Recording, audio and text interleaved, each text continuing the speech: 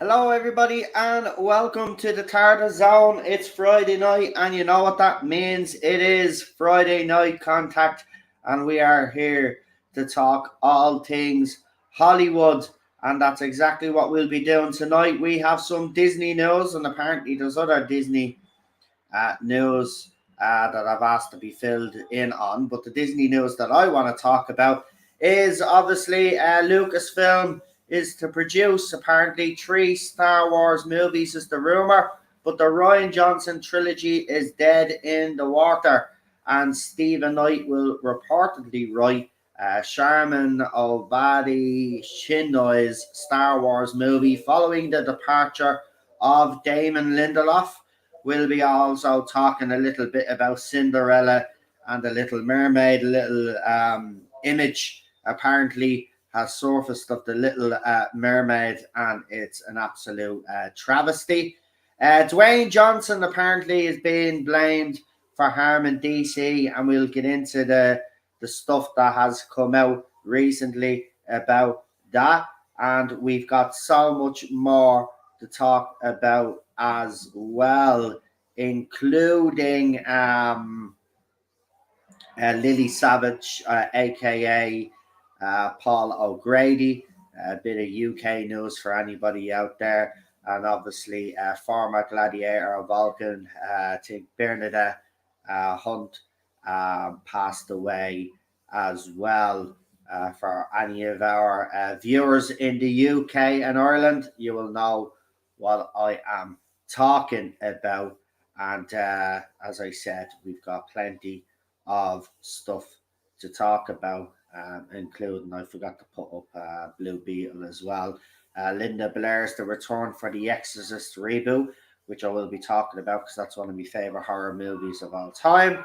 Apple to spend $1 billion on producing films for theater release, uh, and they want to work with other studios on that. And rumor, it broke last week, but because we couldn't talk last week, the new M is going to be a woman. Obviously, Dame Judy Dench did play M, but apparently this version of M is going to be funny or something. And is friends with Phoebe Waller-Bridge as well, apparently. And apparently they're going to shake up the franchise and stuff like that. So we're going to talk about that as well. And my co-host is fashionably late. So let's see just if they sent me a message. No, like the message 45 minutes ago. So we'll see if Lee pops in. It's only Lee with me tonight. So I'm going to see the new Super Mario Brothers. Yeah, I'll talk a little bit about that in the more news category. We will talk about um,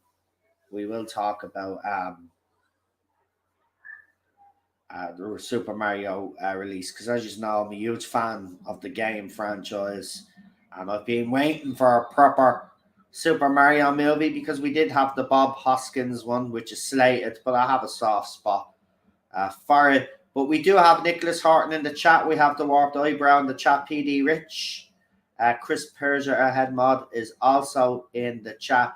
Nice to see you. Don't forget to like, share as well, if you don't mind, please. If you're on Twitter or whatever platform, if you could share it for me, absolutely fantastic. We are also live on Twitter, so if you're watching on Twitter, hi. And if you haven't subscribed to the Tartar Zone, please do. We do this this stream every Friday night, where we talk about all the stuff Hollywood related. But I suppose we'll kick off with the Lucasfilm rumor. Apparently, in April, it's going to be announced that three brand new Star Wars movies are coming to the screen, while also reporting that the Ryan Johnson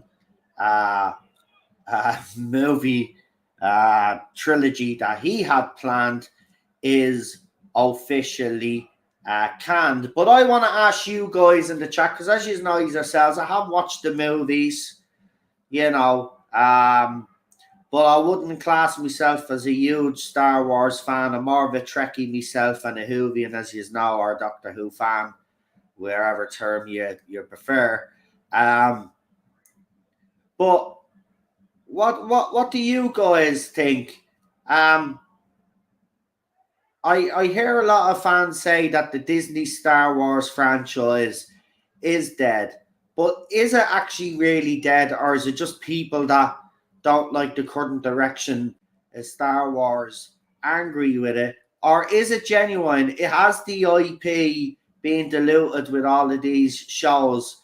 Would the 3 movies work? Let me know.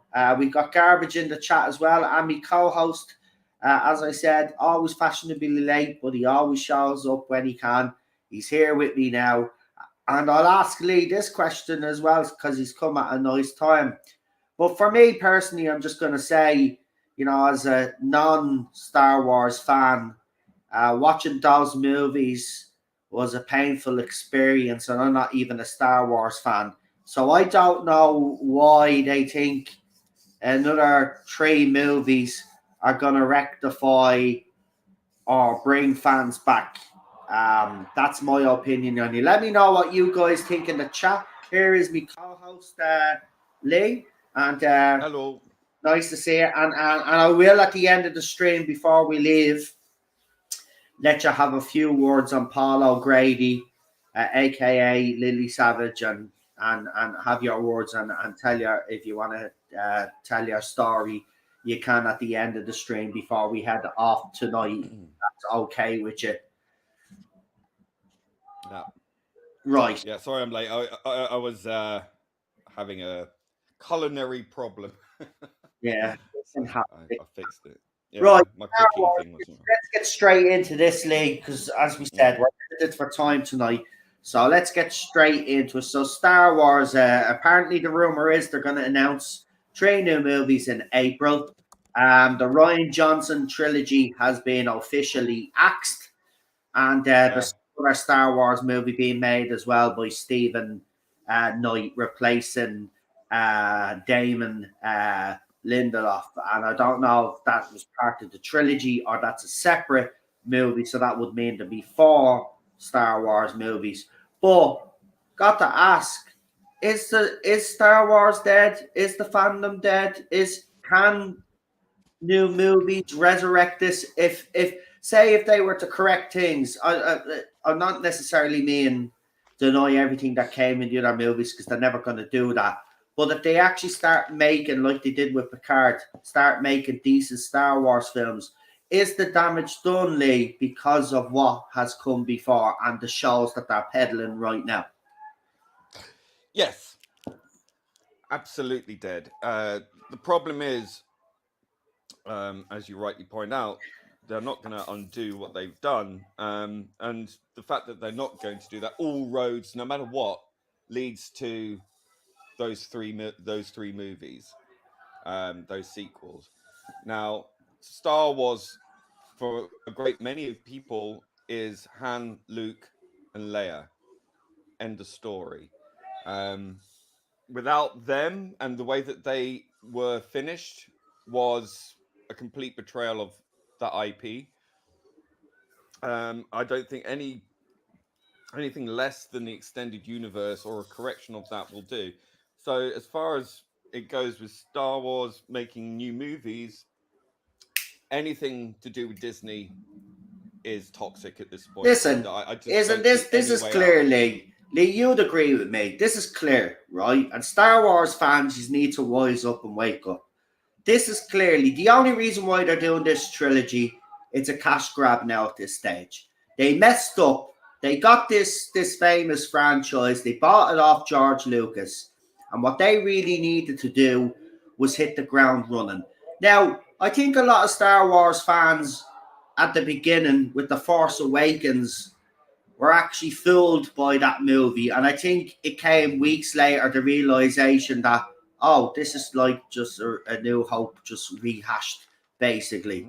Right? So it took them a while to cop on. But they do really need to cop on now. This is a cash grab. There's no. If you I don't look, even see it as a cash grab. It's not going to be if they don't generate well, they need to enough get some of that interest. money back that they Won't, because for buying it, the IP. they've killed the franchise. They can't even get people to sit and watch season 3 of The Mandalorian. I know, but they'll peddle any old shit, as you know. But They'll that's the still peddle problem. it. How are they going to make money if they're not going to make profit on any of these movies? I just don't see them being able to do it. I think it's just one fiscal black hole. The only way Star Wars will be able to survive is if Disney either sells it to someone who knows what they're doing, or someone buys Disney and that's never gonna happen. I'm sorry, but well, I mean, there's two now. Disney, listen, Disney are in trouble. I'm not going to deny it, right? But they've got their fingers in so many pies that all of those so many pies that they have their fingers in would literally have to come together and absorb Disney, basically, and that's never going to happen. Well, Apple could possibly do it. I mean, Apple, yeah, we will get into that. We will get into that because we are going to bring that up about Apple, because it's very interesting what Apple's plan is, and it might actually hinder what Disney. But let's see. Who is the head writer of the new trilogy? As I said, this is just a rumor. This hasn't been confirmed. But apparently it's going to be confirmed that they have a Star Wars thing happening in April. As I said, I'm not a Star Wars fan per se, so I don't know what that event is, but they're having a Star Wars event, and apparently it's going to be announced there. I'm throwing some of our comments up there in the on the screen there, folks, but I'll just read this one out from Chris Persia, who says, Star Wars is dead. They pulled a Doctor Who. Leia, the brilliant general who led the rebellion to victory, was an incompetent leader that allowed the Force Order to rise. Luke, a grumpy, sadistic loner. I mean, that's the one thing about this franchise that I think people are most angry about, is those legacy characters that he's actually got an emotional attachment to, and then we've seen the way they were treated in that trilogy. I have to be honest, as I said, I'm not even a Star Wars fan, and it was absolutely disgraceful.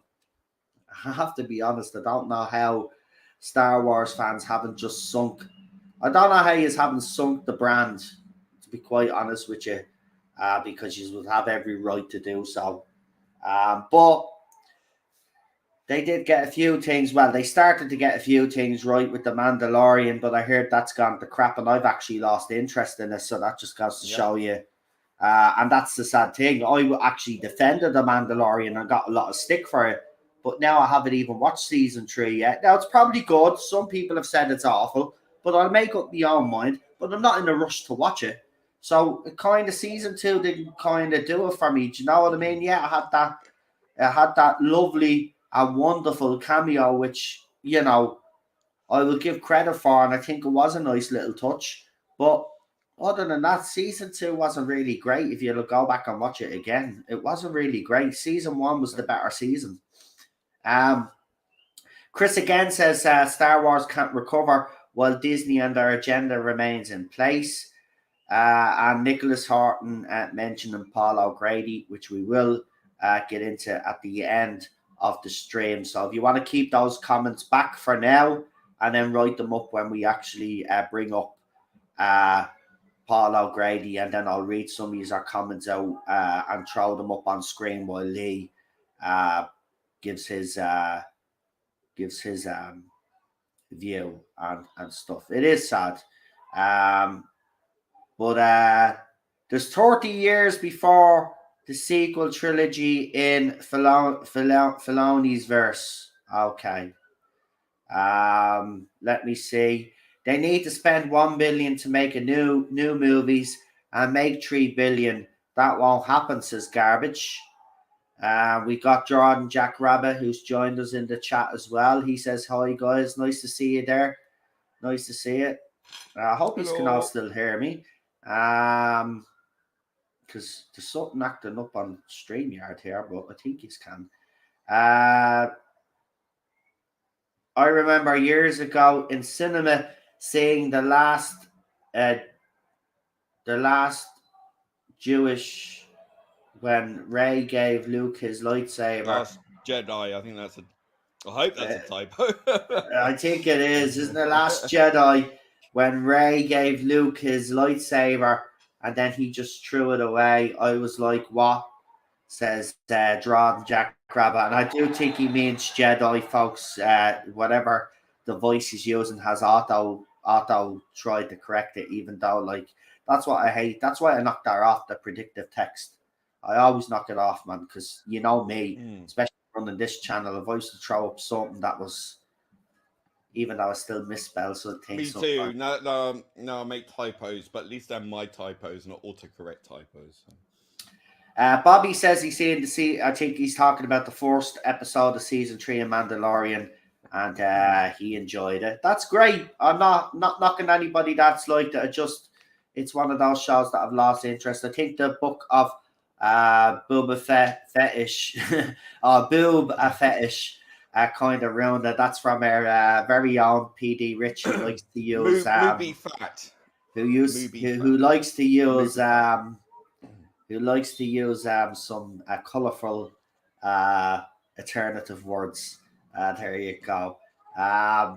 Universal did the right thing with Jurassic World Domination by bringing back the original 3 cast members, which Disney should have done with Star Wars. Well, they did bring original characters back, but then they either killed them off or they treated them like absolute crap. I think that's what drives the Star Wars fans mad. But they need to stop. But in fairness, we all keep saying this, but in reality, to stop all of these things from dying a slow death and make them just disappear straight away is to stop talking about and highlighting how bad it is, because any sort of publicity is publicity and it gives a public eye on the show. So, the companies, they don't really give a crap. But let's because Lee did bring something up there. We might as well go into that. A nice little segue. I forget what he brought up. That we were gonna. I said we'll talk about later, but I think it'd be a good idea to bring it up now. Ghostbusters Afterlife did well, says Garbage. As did awesome Cobra Kai. Exactly when you actually give the fans what they want. But the Rian Johnson trilogy, don't really care. I don't think Lee would have much to say about that, about it being canned, except I think we're all kind of like saying, okay. And the same with this Stephen Knight, who wrote Pinky Blinders, by the way, as writes Pinky Blinders. So it might be actually good. So that Star Wars movie might be actually decent. The departure of Damon Lindelof, who was involved in Lost as well, remember. Well, just because you're good at writing Peaky Blinders doesn't mean you're going to be good at writing. Well, exactly. But let's get into this Apple, because Apple, it looks like, are going to try and take on Disney and other companies. Well, they're going to team up with other companies.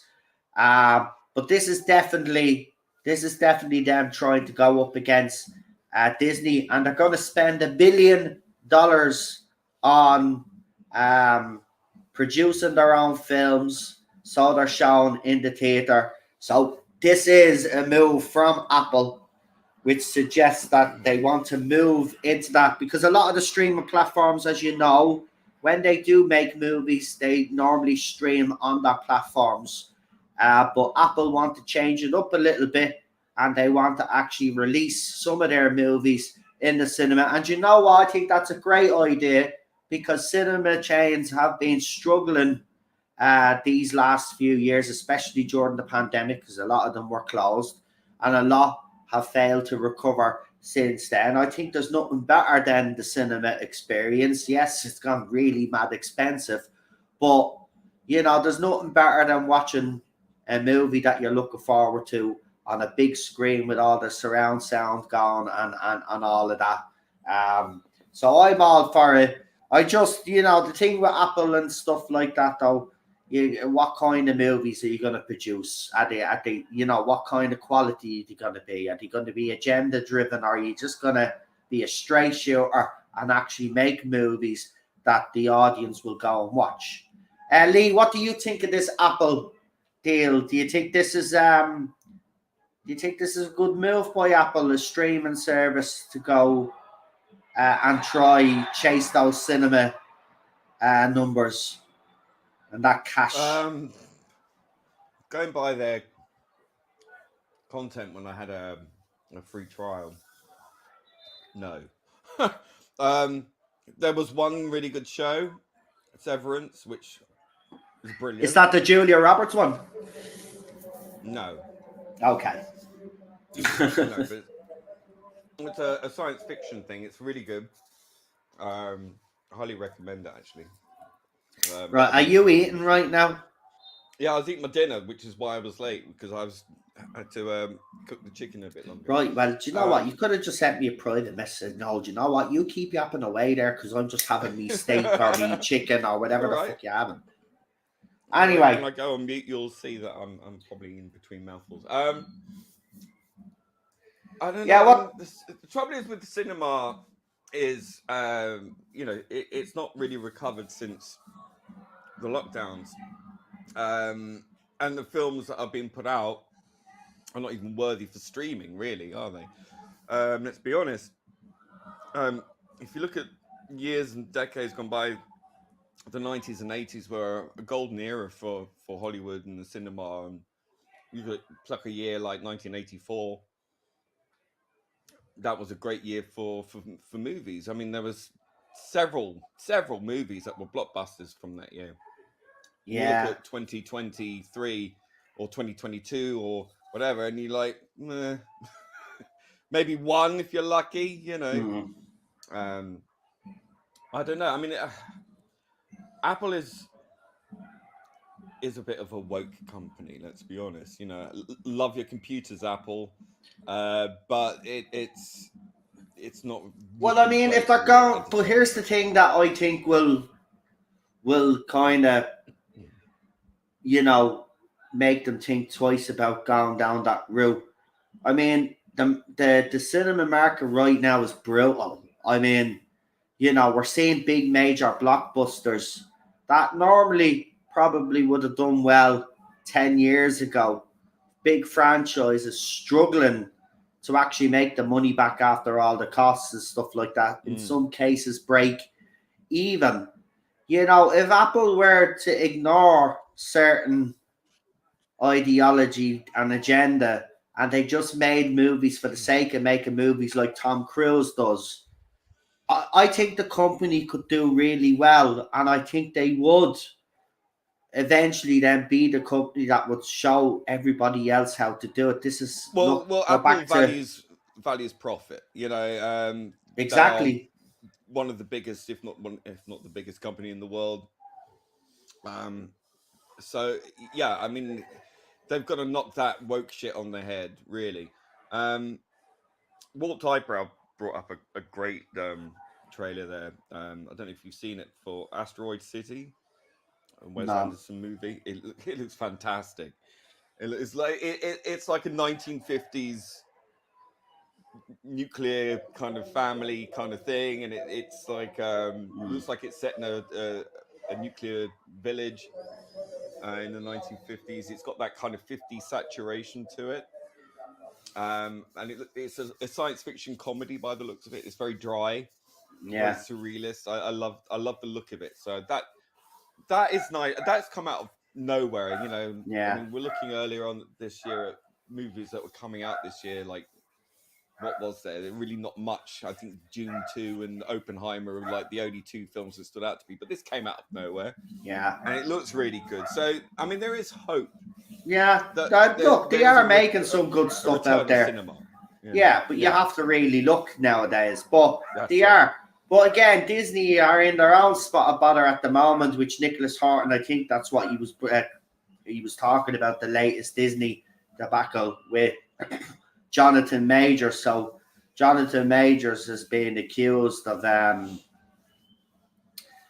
basically I think, putting his hands on a woman, and there's other stuff. But apparently, this one seems there might be something to this. So you got Ezra Miller with DC. You've got this guy that's it. now. All Jonathan Majors needs to do is come out as non-binary and it'll be sorted. So yeah, again though, it is a shame when they advocate so strongly for certain people to be in roles, and then I don't know what happens, but this seems to be happening quite a lot in the industry. This is why Hollywood has no business moralizing to the rest of us.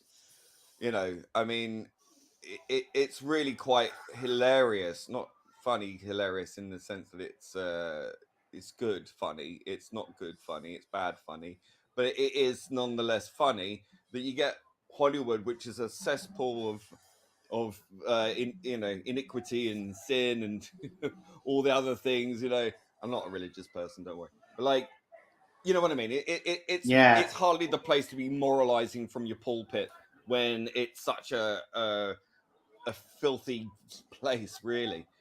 So they need to stop projecting onto the audience about morality and what's right and what's wrong, and then hiring. Well, that's what I mean, because when you get it, rather than on talent, and then wondering why things go wrong. Exactly, and then they won't be called hypocrites then when their star is revealed to be, or alleged to be, this, that, and the other.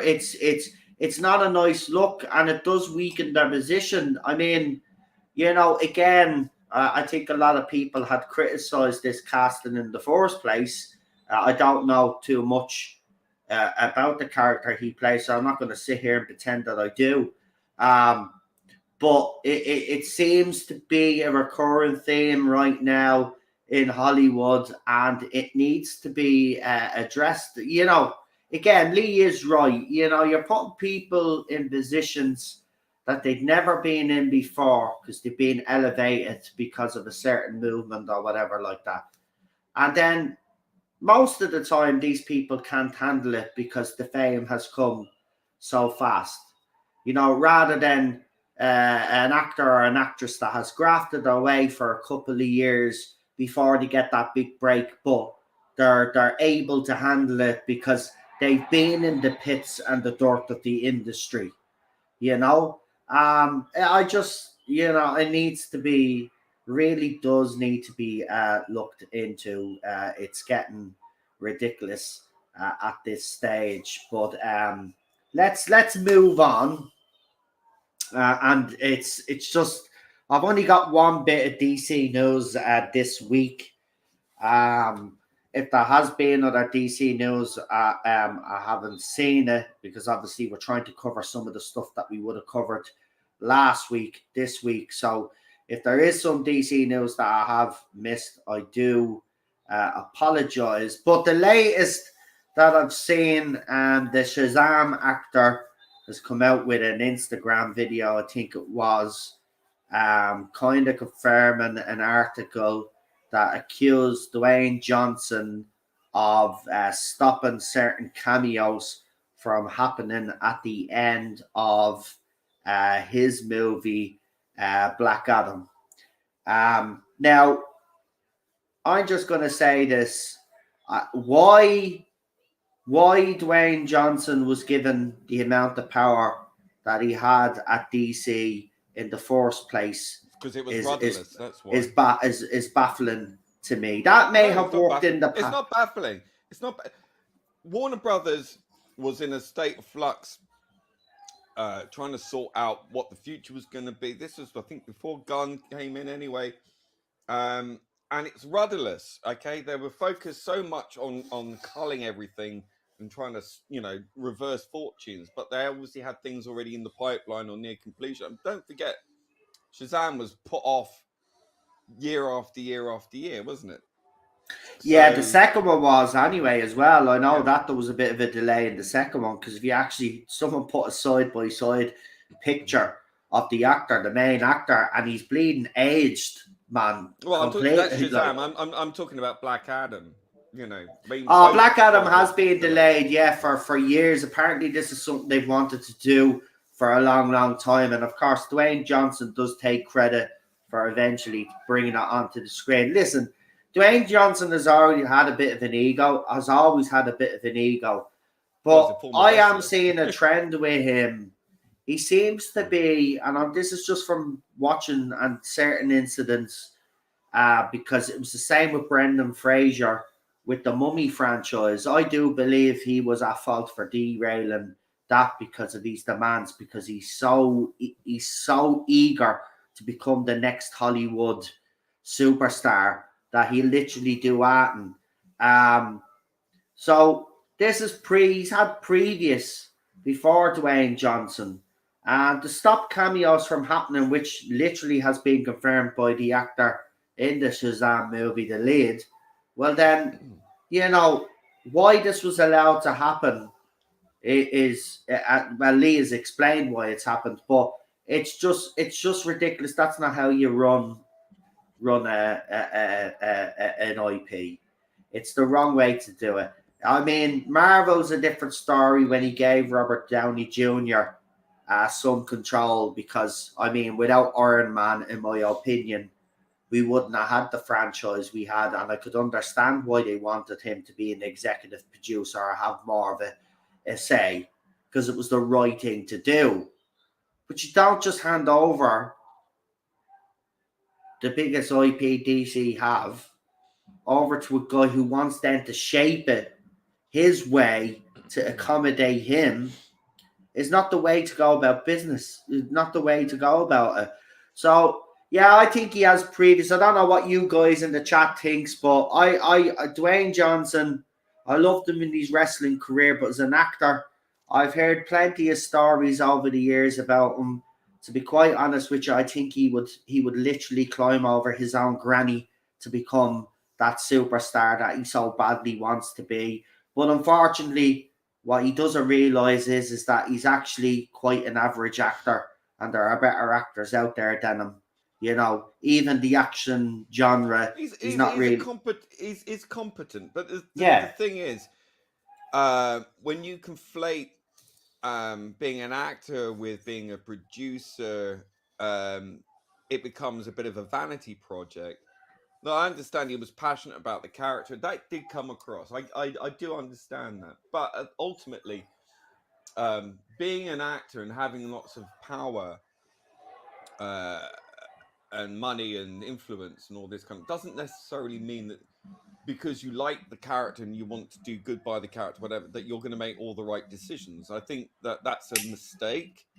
I think people like that tend to get carried away, and there's no one there to really kind of stop them or to sort of pull back their worst impulses. I think that really people at Warner Brothers have made some really dumb decisions over the years. Have. And this is just another example of that. It was rudderless when he was doing it. It came in between the sort of Snyderverse sort of falling apart, and then the buyout, and then the guy coming in. And I haven't watched the movie. Is it any good? It, man. I watched it. Is it good? It wasn't good. It wasn't. Is it not? No. I have to say, good bits in there. There's some good bits in there, but on the whole, it was yeah. I don't know how else to describe it. Just yeah. Now, as you know, the Mirror does be very good with exclusives, especially with Doctor Who. I don't know what they're like on James Bond rumors, but would you like to be introduced to the rumored new M to the James Bond franchise? Now, as I said, can I make very clear that the person that they're bringing in is a comedian, and apparently the whole shtick with the new M is M is actually going to be funny. Now, here's where the comedy element came into it for me watching the Bond franchise, and I recently watched it. It was Q who was the comedy element, and then they even brought John Cleese in, obviously, when the guy that played Q was coming on a bit, and he brought him in as his apprentice, and he got it. That's what Q was there for. Q is the comedy element, not M. M is the serious element. But I'd like to introduce you to the rumored James Bond, new James Bond actor, the actress that's going to be playing actress is, again, for me, a very strong word. There's only certain actresses that can act and be funny. Catherine Tate is one of those. But here we go. So I hope this isn't. I hope this is the one time that the Mirror is actually wrong. Now, let me give you a little bit of history into this actress or comedian. She is friends with Phoebe Waller-Bridge, so that tells me everything that I need to know about this woman that's going to be taken over. If she's friends with Phoebe Waller-Bridge, and by the way, the article also quotes that Phoebe Waller-Bridge was so successful writing James Bond that she suggested Daisy, and this is why Daisy has been. Now, I don't know what the story is with this particular photograph that the Sun have actually used here, right? But I've actually went in and had a look at Daisy, and in this one, I'm not trying to be funny here, but in this one, I actually had to check to make sure that she was a woman and she wasn't trans, because the picture that they use here is absolutely ridiculous. Why didn't they use a normal picture? Is beyond me. Because it's the Mirror. There she is. This is your apparently your new M. I remember now. Don't get me wrong. I remember at the time when Dame Judi Dench was given the role as M, and I have to say, die-hard James Bond fans were like, "Well, M is a man, right?" They were adamant, but she came in and she played that role absolutely brilliantly. That she convinced all of these hardcore Judi Dench was fantastic. Fans that she was M, and she played it well. And the way she was treated at the end of the Daniel Craig era of Bond was absolutely disgraceful. And she talks about, it's very painful actually. She's only ever spoke about it a few times, but it's a painful experience for her the way she was dumped. But I'm not liking what's coming out that we've heard. Apparently they're going to shake up this franchise to its core.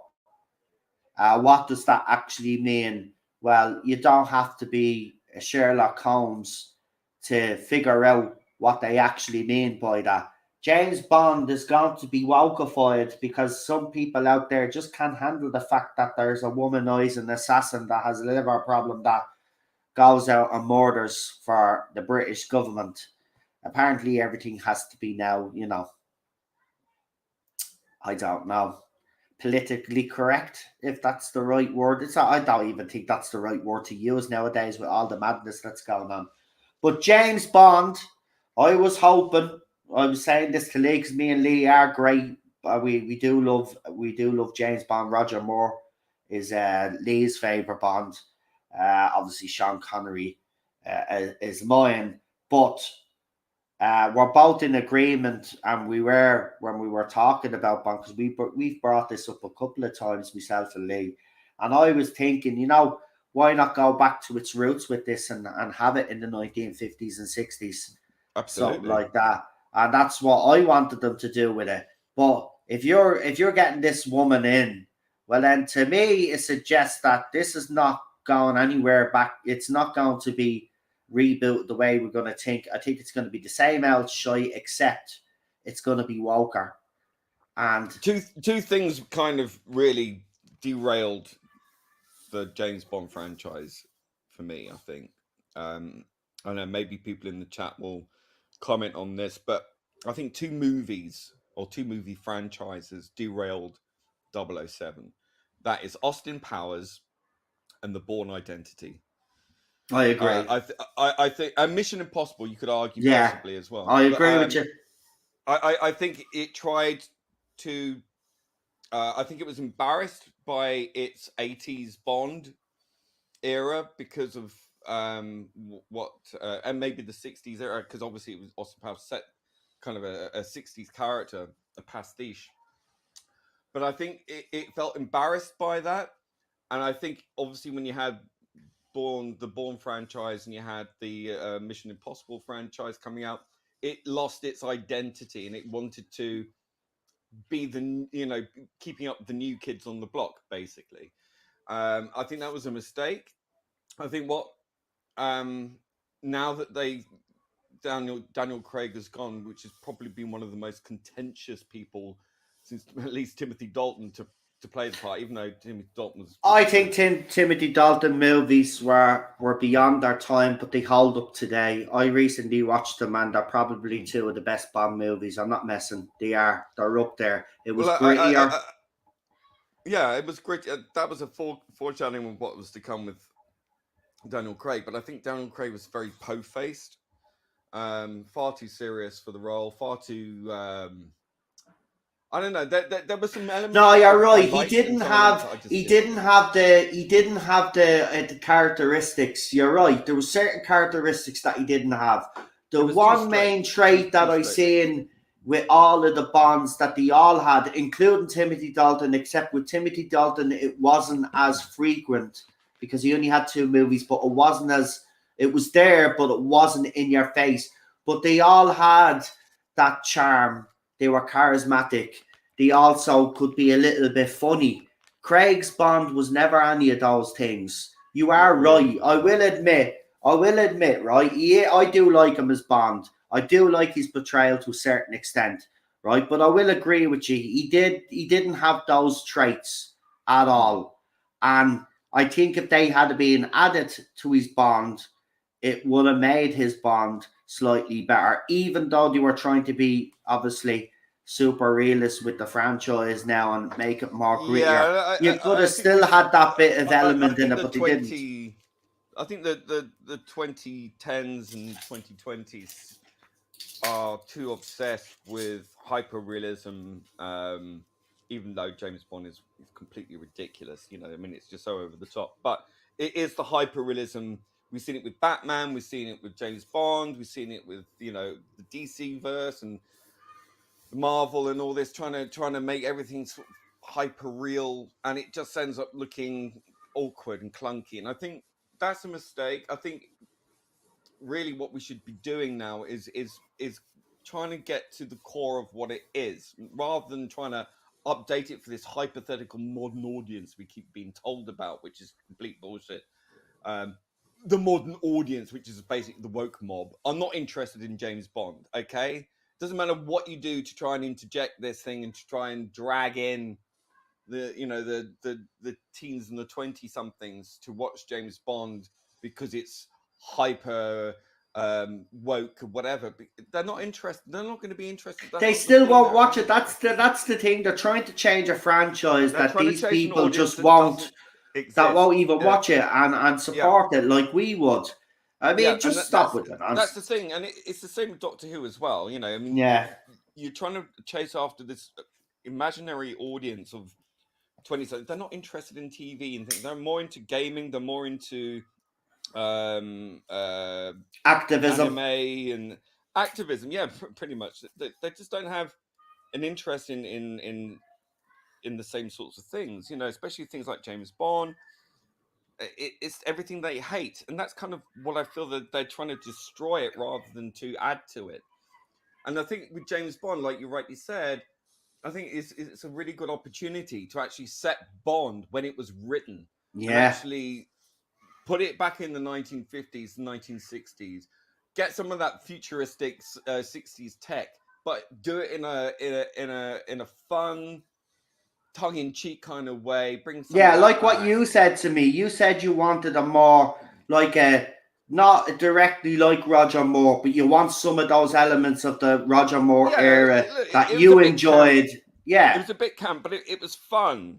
Yeah. And it was colourful and fun. And I think there's nothing wrong with that. And I think you need a bit of that. You need a bit of that tongue-in-cheek British humour, very dry, an element of camp. I'm not saying, you know, camp is in the LGBTQ kind of camp. I'm talking about fun capers, you know. Yeah, the Not campness like, of the scenes and stuff, like yeah, what we said, like scenes, for example, where the copper's driving the car and the car gets severed in half and the boat gets severed in half and they're still trying to paddle the boat, stuff like that, like little yeah. elements Rather than like trying to that. make it hyper realistic and having all these really over the top stage events, you know, and set pieces that are just completely ludicrous, but trying to convince us it's in the real world.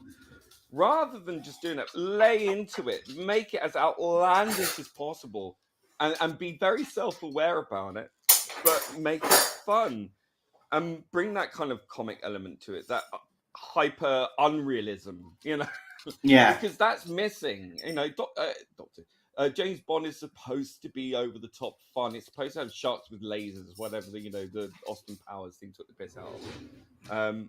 Yeah, It Halton, kind Live of, and Let yeah. Die. Yeah, that's one of my favorite Look, Roger Moore you've movies. got to I have to be have honest. you've got to have that arch villain thing. You've got to Yeah, have that ha. And yeah, there's nothing wrong with that. That was fun, yeah. you know.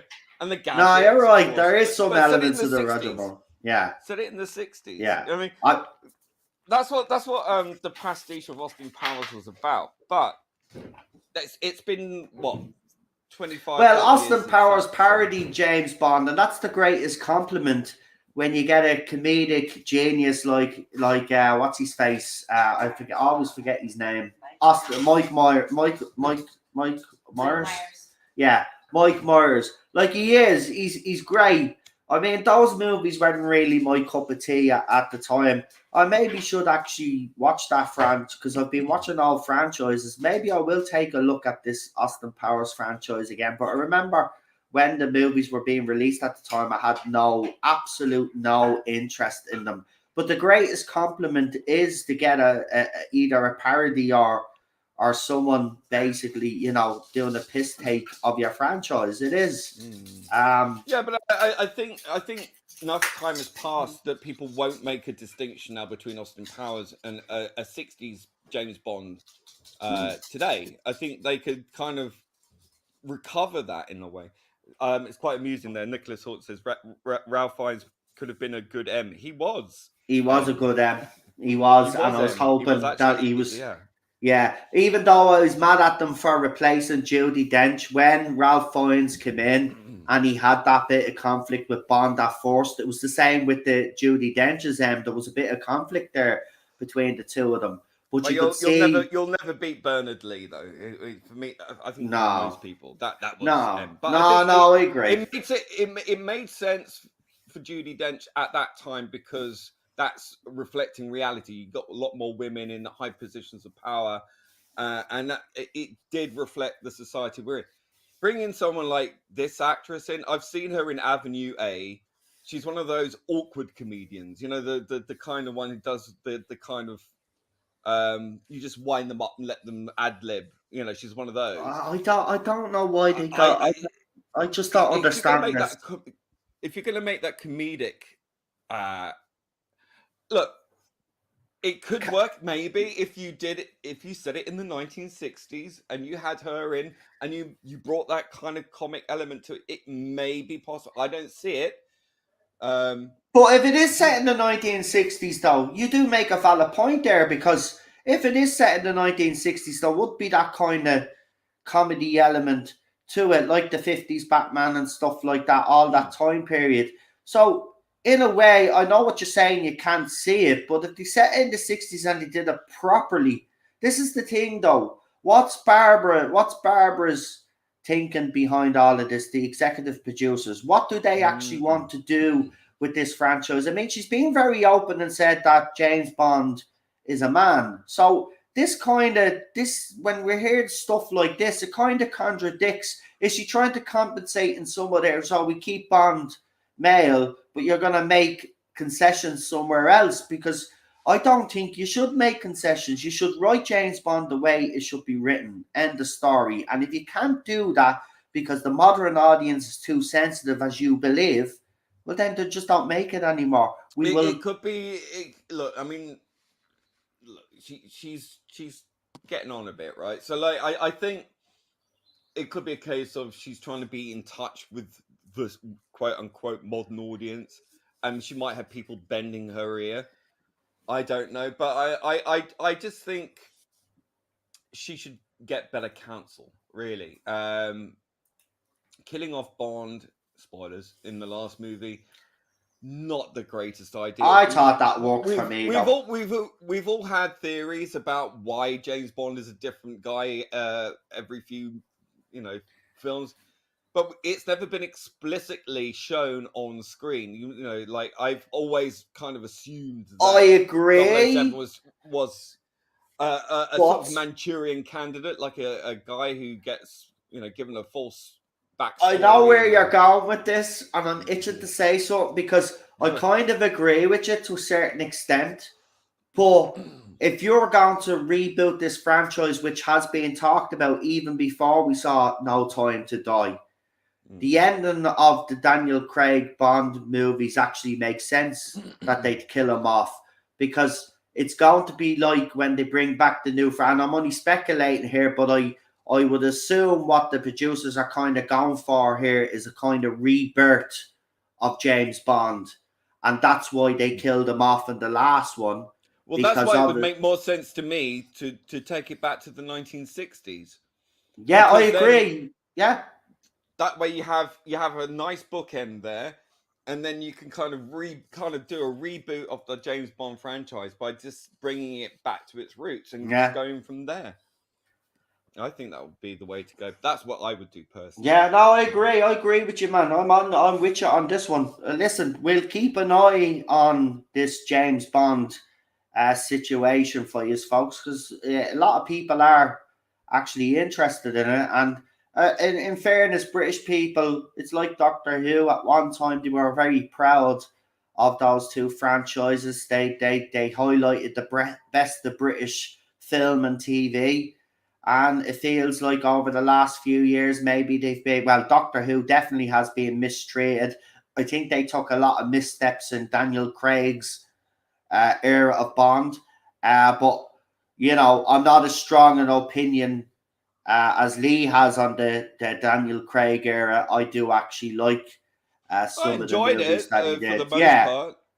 I was in a couple of them, so yeah. I mean, Casino Royale was to me is up there as one of the best Bond movies. I thought that was a nice take on Casino Royale. Forget about Quantum of Solace. I mean, the car chase at the start of that is absolutely amazing. I'm not going to lie, but the rest of the movie is too much talking. Just too much crap going on, and all of this Vespa bullshit about she loved you and all of this crap, and I got what they were trying to do. Bond was vulnerable after that and stuff, and by the end of the movie, then he doesn't care, as he says, and he's all the bitches dead. I think that's meant to be a throwback to the original source. No, I do agree. Where Her Majesty's Secret Service, I think that's a kind of throwback too, but.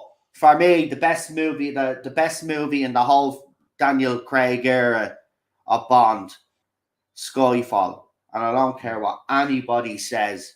Not only is it the best movie, but it's also the best soundtrack. Adele's music is a perfect Bond song. That's how you do a Bond song. That's a Bond feckin' song. That was the one thing I was a bit angry with the Daniel Craig era. I did like Casino Royale. I did like that tune, but in reality, was it really a Bond tune? Not really. I thought so. I really like that one. I didn't like the Sam Smith one. I think the Radiohead song was much, much better. I just don't understand. Yeah, it's Sam Smith. Yeah, we know why they chose Sam Smith. And I mean. And then Spectre wasn't a bad song either, actually. The last song wasn't a bad song. No Time to Die wasn't a bad song, but again, the Bond tunes have kind of lost their sparkle. All of them bar the Sam Smith one was probably as bad as the Madonna. I think the Bond theme tunes though have kind of lost their sparkle over the years anyway, to be quite honest with you. So hopefully they get back to good things. But there is another remake I want to talk about, because as you know, I'm a bit of a horror fan. And I've spoke about this movie on this channel when we spoke about horror movies. Now, some people laugh at it today, right? But I don't look at it in those terms because to me, it's still one of the best horror movies that's ever been made. And I mean, just pure horror movie. And that's The Exorcist, right? Now, it's getting the Hollywood reboot treatment. Now, there's probably one bit of good news that I can say about this movie with the details that we know so far is the original actress that played Reagan, Linda Blair, is going to be in this movie. Now, she did do a piss take years ago called Repossessed. If you haven't watched that movie, it's a comedy version of The Exorcist, and it's the funniest movie you will ever see, right? And Linda Blair's in that as well. She recreates her role in that movie. Now, I am delighted that she's coming back. But again, I will say this, right? They've tried to kind of semi-reboot the Exorcist franchise before. And I actually think they did a pretty good job. They had the two Exorcist Domination movie, and they had another movie that was nearly the same, but it had a different end. There were two movies that were very similar, but they were different, if you get what I mean. I think they were trying to show both views or whatever it was. It was deadly, right? And there's a famous scene in one of these movies that was actually criticized where a kid is near this evil and what you call it, he's in the dark, and then he gets surrounded by a load of hyenas, and you just see his body being ripped to shreds. It's a great movie. They were great movies, but I don't know why you want to reboot or remake an iconic movie as The Exorcist. You've got to remember that they used a lot of practical effects. They literally had your woman in a freezer, right? They had people, the scene where the bed is moving up and down, they literally have people on the other side of that wall of partition, right, that are holding two sticks in the background or bars in the back, and they're shaking the bed. She was literally on that. She was traumatized after that movie. But why you'd want to recreate, because I'll tell you why, that movie is not going to work today, because they use the practical effects. Now, they use practical effects, I'll kind of be down with it. But a lot of movies use CGI now. And the CGI to me is not the same. But again, I would question, why are you remaking or rebooting such an iconic movie as The Exorcist? I just don't get it. I know that Hollywood, unfortunately, is creatively bankrupt because they keep employing the wrong people. But come on. I mean, we're sick of it. And I'll be talking about another remake, a couple of remakes now in a minute. I've got some images to show you. It's absolutely horrifying. But I'll show you those images in a minute. But does anybody want, Lee, do you got on while I put up some of the comments here? Because I do see there are some comments in relation to this. Are you a fan of the original movie? I have to ask you first. I don't know if you're a fan of this movie. I rewatched it a few couple of months back. Yeah. And that was the first time I'd watched it in years. And which cut did you watch? Did you watch the anniversary cut where they put the extra stuff in it, the spider walk is in it? Which cut did you watch? The original cut or the actual? Yeah, the spider walk in it. Yeah. Right. So you watched the anniversary, yeah. I mean, I remember the first time I watched it, and I burst out laughing because I just thought it was so ridiculous. But the second time I watched it, I found it much more, not frightening, much more creepier than I remember. Yeah. And the practical effects were very good, and the psychological element was very brilliantly done, and Blair was just fantastic, you know. She's brilliant. Given her age, and don't forget, there's also the what was the actress's name who did the voice of her? I forget her name. Yeah, she was a woman that did that voice. Yeah, I always used to think it was a bloke. Well, wasn't it? and she was smoking as well to get that voice. But it's I like the little flash cuts to the demon. That was in the dark, and there was whoa, what was that? Stuff like that was really, really, really creepy and very effective. I haven't really watched a bunch of these Exorcist movies. I know they exist, and I always kind of get a bit, oh god, the same thing up and down. Really, I mean, what's the point? Once you've seen one exorcism, you've kind of seen them all. So I don't know. I mean, if it's going to be a straight remake, well, they did that before with. They did that. They did that with Nightmare on Elm Street, right? Now that movie is awful. I have a little bit of a soft spot for it because they kind of explain more the Freddy Krueger backstory, and that's what I give it credit for. Now I know the older movies do that as the movies go on, and you get a lot more of his backstory in the other movies. But I see the thing about it was boring. It was boring because it wasn't the same, Lee, because back then, again, practical effects and all of that were used. But this time, CGI, and it didn't work. It's not even that. Look at The Exorcist in the time it was made, the cultural phenomenon that it was. It was as big as Star Wars. You had people queuing up around the block. You had people fainting, and some people even took their own lives because they were so terrified by this thing. And people were vomiting in their seats and all sorts. So I mean, you can't recreate that. That was of its time. It was a phenomenon of its time. It was one of the biggest selling books as well. And it was a thing of that period. You can't.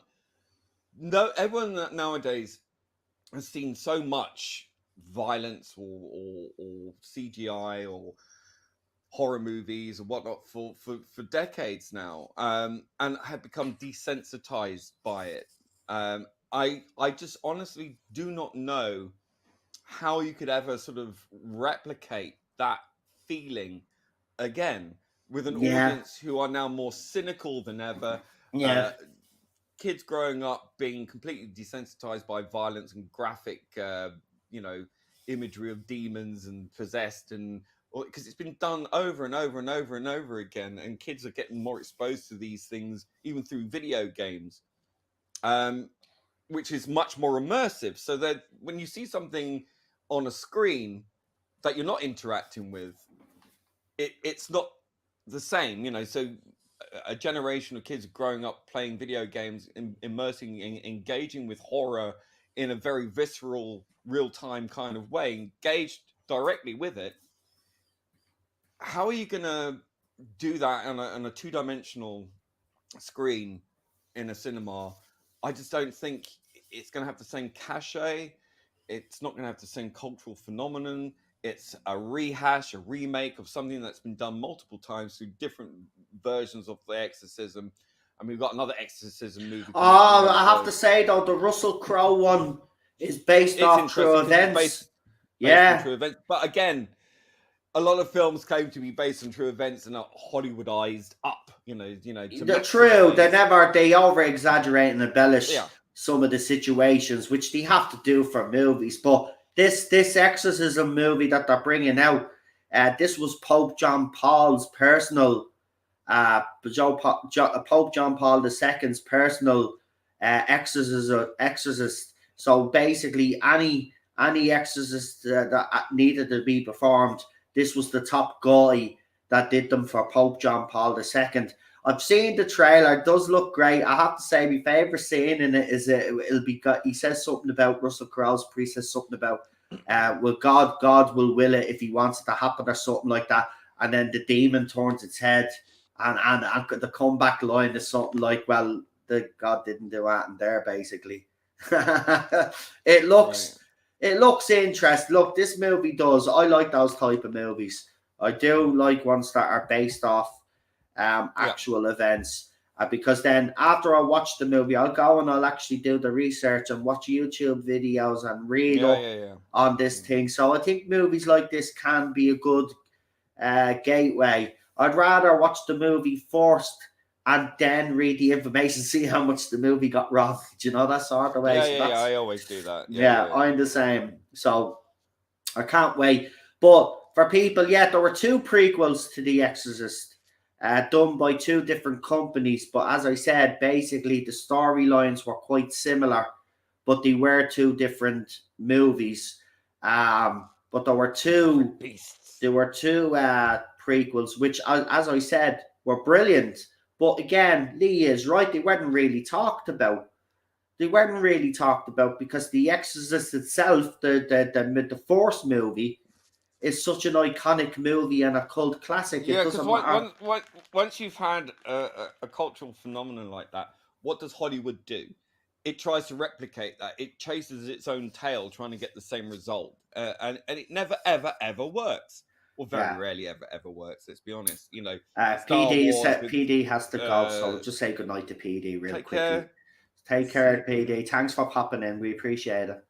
Go ahead. So it's constantly chasing its own tail, and it's diminishing rewards. You know, once you have a cultural impact like that, and the impact has been made, and it's always made at a heightened level, you can't really replicate that. You just can't. And then you get a slew of copycats as well. You know, a bunch of movies that come out trying to. We've seen. That happens. People just get very, very tired of it very quickly, because once you've had the peak, you know, the high of it, everything else is substandard to that. You know, you'll never quite gain that same level.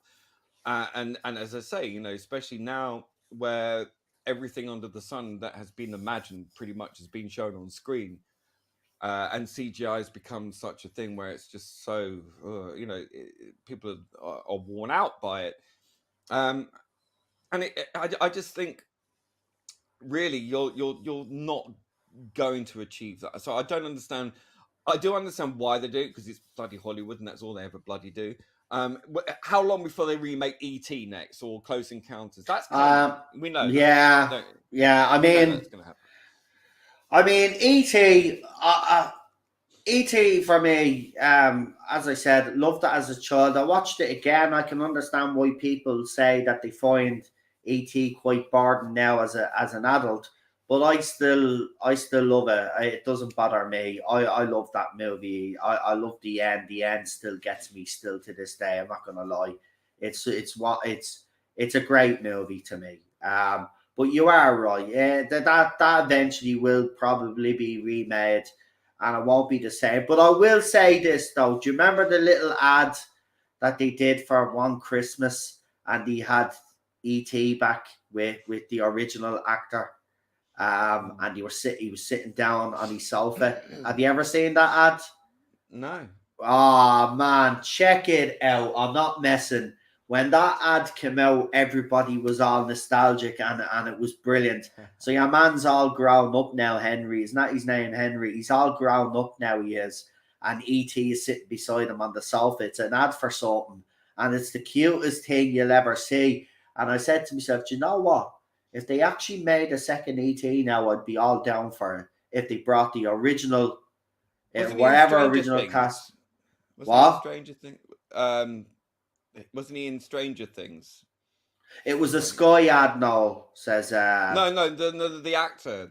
I don't know, I think so. Yeah, I lost interest in Stranger Things after season 1, got to be honest. The last one was very good. Yeah, The Exorcist and The Omen were products of their time. Yeah, I'd agree with The Exorcist. Not so much on The Omen, because I did like the remake that was done in 2006. It had. Well, there you go. I didn't even know there was a remake of The Omen. So I mean, probably going to be the same thing with The Exorcist. You know, everyone's going to go. Oh, well, I thought it was good. Is it better than the original? No, of course it's not. But they did a good job on it, and it is actually scary. There are some fucking creepy moments in that movie. They did it well.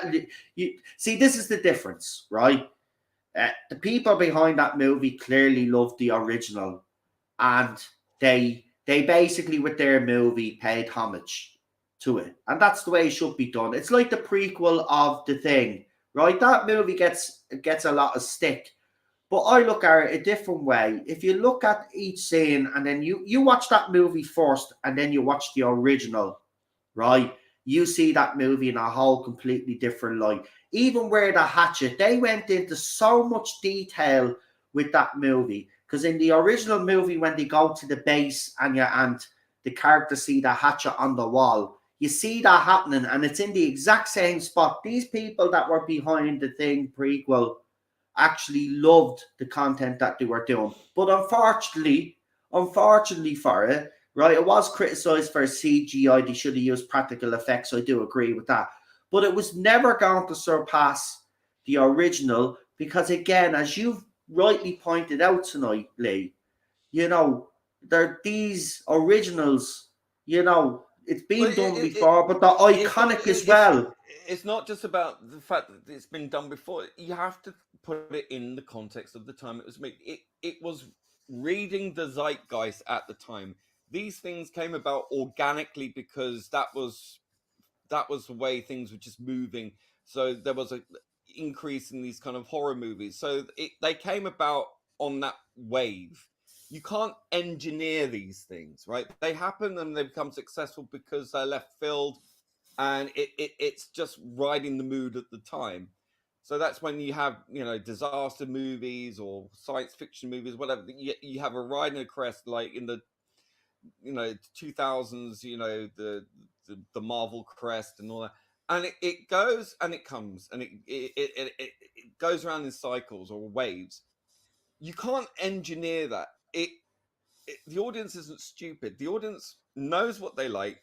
There's a certain mood or a certain zeitgeist that Hollywood can tap into when it's innovative, and they were original concepts. These were things that were novels and then turned into movies, as it should be. Nowadays, it's like, oh, well, we can just remake that and make it, modernize it for the modern audience, and they're going to love it. People don't want that. It's engineered, and people sniff out that it's engineered. You have to tap into what the audience actually want, not dictate what you think they want. And remakes, people are so tired of it now. People want original content. People love seeing original things that come out of nowhere that are successful because it's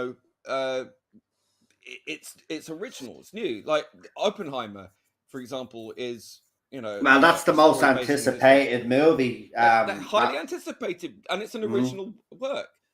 Okay, Dune is you could argue is a remake, but that's a classic book. Arthur C. Clarke, not Arthur, James Herbert.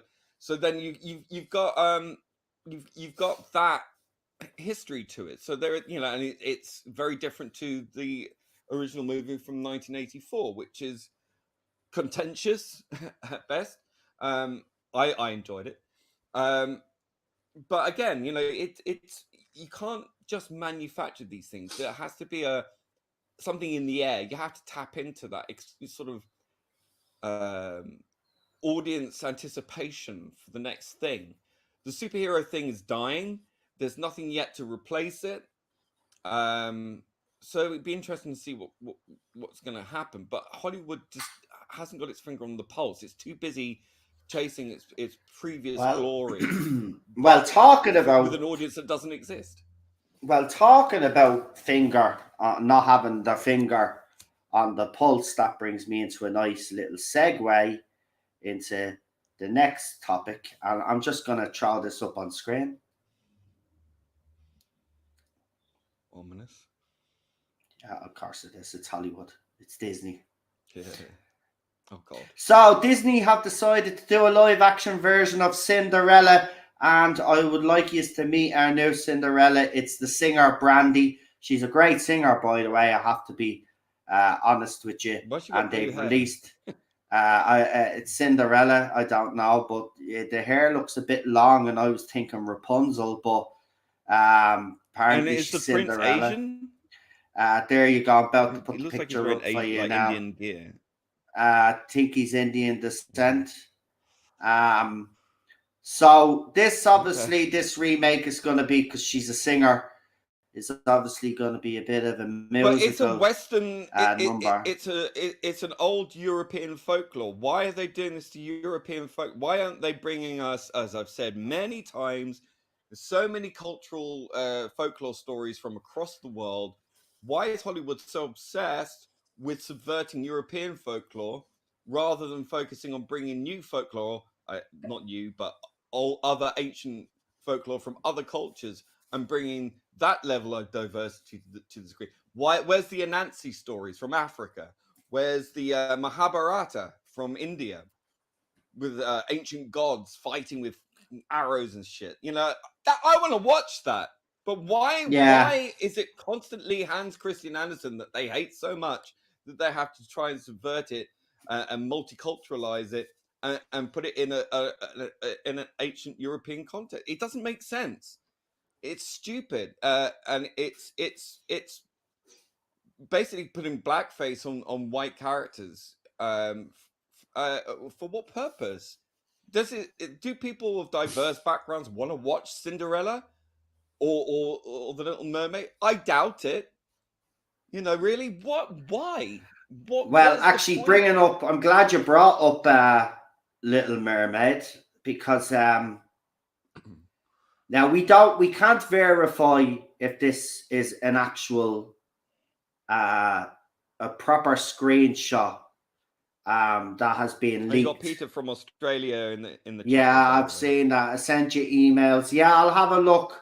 I did respond to some of your emails. I don't know if you've sent more, but I will have a look tonight when I'm chilling and watching maybe another franchise tonight. But yeah, I still have to watch the latest episode of Picard, so don't say anything about it because I haven't watched it, but I heard it's very good. So I'm going to put this image up. Now, I want you to, now, as I said, we can't confirm if this is real. And I want to stress that because a lot of channels will put stuff up and make it out that it is real. We don't know. It's not confirmed. So I want to make that very clear. But if this is if this is a still from this upcoming movie, all I will say is I feel sorry for the poor actress. Some will say that it's kind of justified because of the stuff that she's come out with, but I don't look at things that way. I think it's absolutely disgraceful.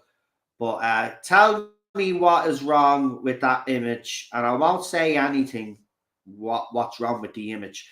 We'll see if you can actually figure it out.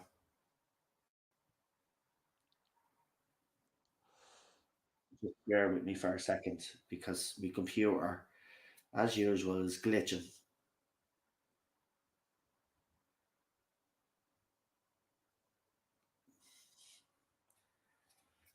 Right. So right there, apparently you are seeing a screenshot from the movie. Now, can someone tell me what exactly is wrong with that photograph? Eyes are like the corner of her head. What's going on? Yeah, exactly. That's exactly it. They have literally, if this is true, they have CGI'd our eyes further apart. What?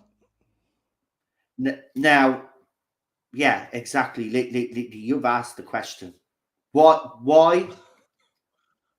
What's going on? Why is this to try and somehow make a more mermaid looking or something? Because that is a ridiculous thing. Now, I have to be honest, I didn't see her eyes like that in the trailer. So again, this is why I'm saying we can't confirm that image, because we've all seen the trailer and I don't remember our eyes being that wide apart, or maybe we were distracted by how bad the trailer was. We didn't even notice that. But if that is what they've done to this actress, I mean, that's. Do you remember that advert years ago? The girl with the pigtails, with the eyes that were like slanted and taken wider apart. Do you remember that? It was like a games console or something. It was from the 90s, I think, or the early 2000s. Do you remember that? A Scottish girl. No. And they did CGI on her face and made her face like look Wow. quite alien. Do you remember that? No, man. Seriously, it kind of reminds me of that. So yeah, they've Yeah, announced the that's live weird. action Why would remake you do of the Aristocrats as well. I mean, look, Disney, that? Disney at this stage is a lost cause. They think by going back through their back catalogue of animations that the only thing they have to do to make money is to give all of these animations the live action treatment. I have to say there are none of the live action remakes that I have seen that I can say that are better than the animations. The only one I'd say that comes close to me, it was the one with Angelina Jolie, Magnificent, the one, Maleficent. the Sleeping Beauty one. Now I haven't seen the second one. I heard the second one was crap, but the first one I did really like, and I thought it was a nice kind of retelling of the story from that point of view, from that angle. Um, I mean, even then, to me, that's not really being creative. To be quite honest, Disney have basically. When was the last time they've actually written a successful animation that's went on to do as well as the iconic ones that we've gotten to know and love? Listen, Disney was a company at one stage. Touchstone Pictures was with partner with them in some of the family movies or the adult movies. And when I mean adult movies, I don't mean those type of adult movies. I mean, the comedians and all of that, fucking Steve Martin and all those type of movies, right? I mean, Disney was a company that we all loved. When we seen a Disney movie, right? We knew we were going to have a good time watching that movie, right? And we were going to have every emotion conceivable watching those movies. When has Disney actually done something that has made us all feel like that? They haven't. Not in decades, right? So they think this is the way to go. There is no creative behind this because the stories are all there. So basically, what they're doing, they're just recreating the scenes that were in the animations, and the actors obviously are CGI, whatever they're going to use, are going to be talking, and that's it. They're not coming up with new dialogue. The only time that they will is if there's some dialogue in those animations that were problematic, and they will change it. Right? So what's the point? Disney is dead anyway. These live action movies are dead. Little Mermaid, not interested. You know what? If people are looking forward to it, I don't think there should be people out there telling people that they shouldn't be looking forward to it, because I have seen that and I think that's absolutely nonsense. Like, leave it out. If you have a problem with it, that's fine. Give your opinion why you have a problem with it. But if there are genuine people out there that are looking forward to this movie, let them enjoy it. We can, when the movie comes out, and if it's as bad as people think it's going to be, well, then we will go and do what we always do. We will talk about it. But there'll be people that will be looking forward to this movie. But I'm seeing a lot of this lately in fandoms. People telling, well, you shouldn't be looking forward to this movie. It's this, that, and the other. It's none of your business. It's none of your business, man. Just get on with it. Let people, if people want to enjoy it, they enjoy it. The rest of us, can see right through all of this nonsense. But if there's people out there that buy all of this and they love these movies, let them. I just think, as Lee has rightly pointed out, we could be telling different stories from different cultures all over the world, but Disney and other companies, major studios out there, just won't do that. They like to take the lazy route, and this is the lazy route, and it is unfair on all these actors, actresses, and all that they cast. Because we know why they're being cast anyway in the first place. They're put in a position, and they're going to come out with that nonsense because that's their shield. You know that they all do. That's their shield. When Sue's from one from the Doomsday Doom, when she was criticized, what does she do? She hid behind the fact that she was an activist and all of this other rubbish. They hide behind their shields because they can't deal with it because they've been thrust into this, instead of natural progression. they've been just shoved into this with hardly any experience or background in all of this, so they don't know how to handle it and they lash out that way. And we've seen that quite a bit over these last few years, and it's something that needs to stop, in fairness. But Emily Rose, yeah, The Exorcism of Emily Rose was actually a great movie. But again, Lee is right. They kind of do these movies over and over, but that one was one of the better ones. So yeah, let's because we've talked about the main topics we wanted to talk about. So this part, I don't want to bum anybody out, but obviously, for anybody that lives in the UK, Paul O'Grady recently passed away. Also, Bernadette Hunt, who was Vulcan in the show Gladiators, that we all probably grew up with. Well, Lee and people in the UK and Ireland will know the UK version of Gladiators. Obviously, I know there was an American one then. But these were one of these shows that we grew up with, and she was a gladiator, and I actually did like her as a gladiator. I loved her hair. Her hair was exactly like a Vulcan, hence the nickname. She was great. She's passed away, and also for real Ghostbusters fans, the writer responsible for several episodes of the real Ghostbusters has sadly passed away as well at the age of I think it was 72. But but this seems to be happening quite a lot. And I just gonna say something briefly on it. I don't get into all of this nonsense, but we got to a point in society where people were living longer to their 80s and their 90s, and looking great, right? And now I've noticed over these last couple of years, especially, that people in their 50s, 60s, and 70s are all just like, dropping dead. It's not even like, they're just dropping completely. And it's just, I don't know what's going on, man. But Michael Reeves, I think his name was, he was age 72, behind the real Ghostbusters, folks. But yeah, again, every week we seem to come on here.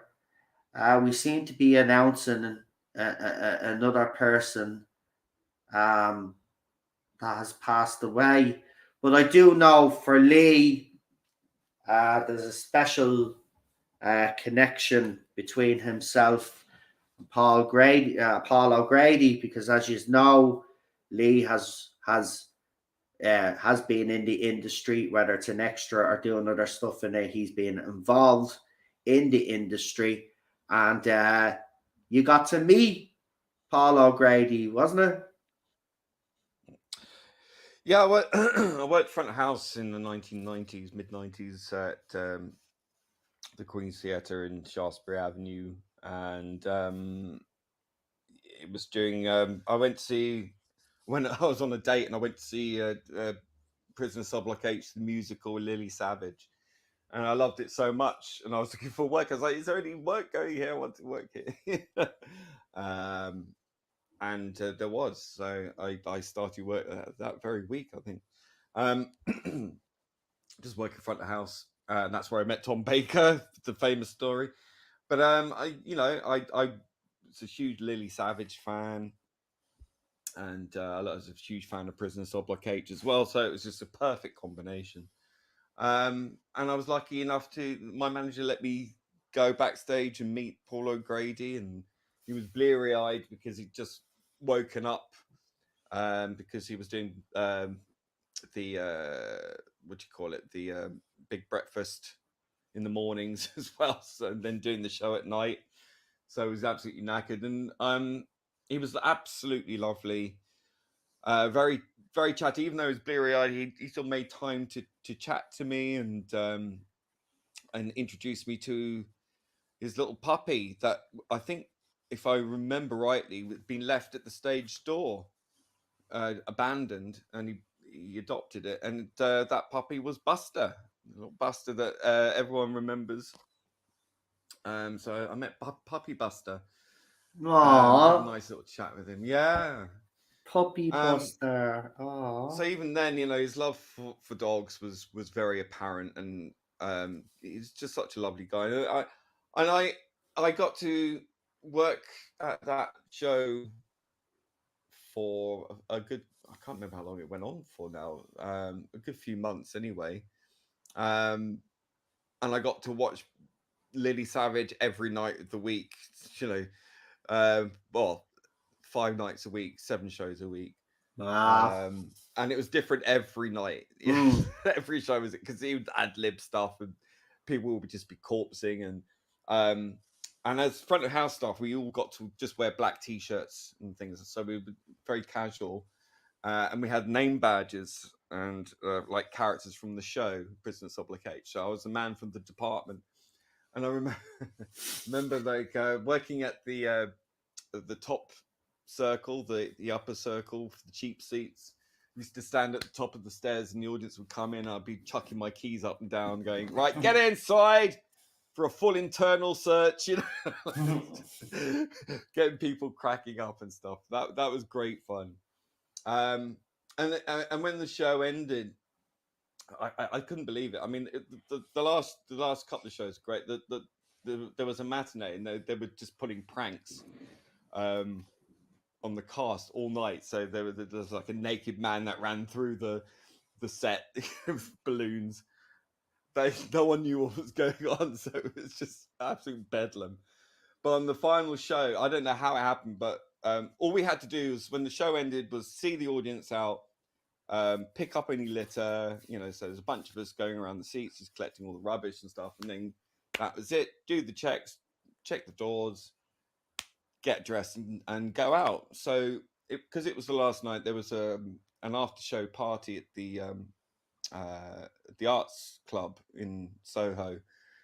By the time we got dressed and got down there, Paul O'Grady was already pissed. He was already pissed, dressed in this immaculate black pinstripe velvet suit. It was beautiful. And he was draped over the grand piano.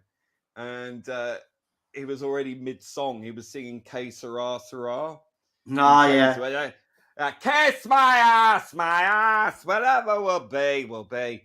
And then it was it's just the funniest thing. If you go on YouTube, you can see Lily Savage doing Que Sera, Sera. It's hilarious. It's just brilliant. Yeah, I also did Blankety Blank as well. And let's not forget he was multi.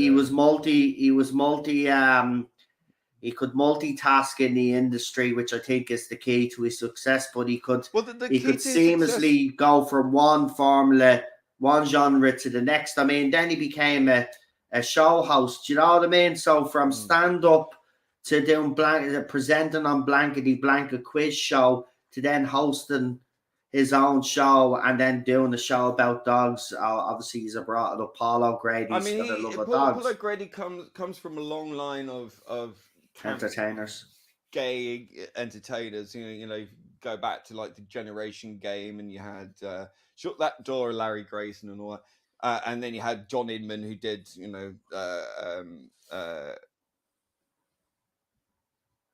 oh god, my brain's gone dead. For crying out loud, I loved it. What was it? Thingy.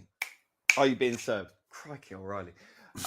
So yeah, you had all that. You had Carry On movies and things like that. So there was a lot of that kind of history there anyway.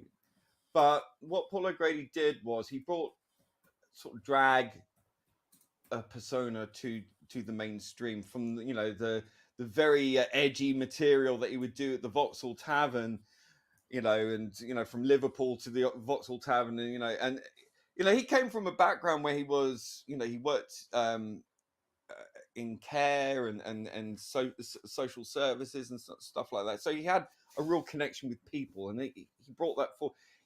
His character Lily was based on people he knew in Liverpool, in Merseyside, Birkenhead, and all this was very real, and his mercurial brain. I mean, someone described him on TV the last few days as a polymath, which, you know, someone who is, you know, a genius who can just pretty much learn anything and do anything, basically, you know.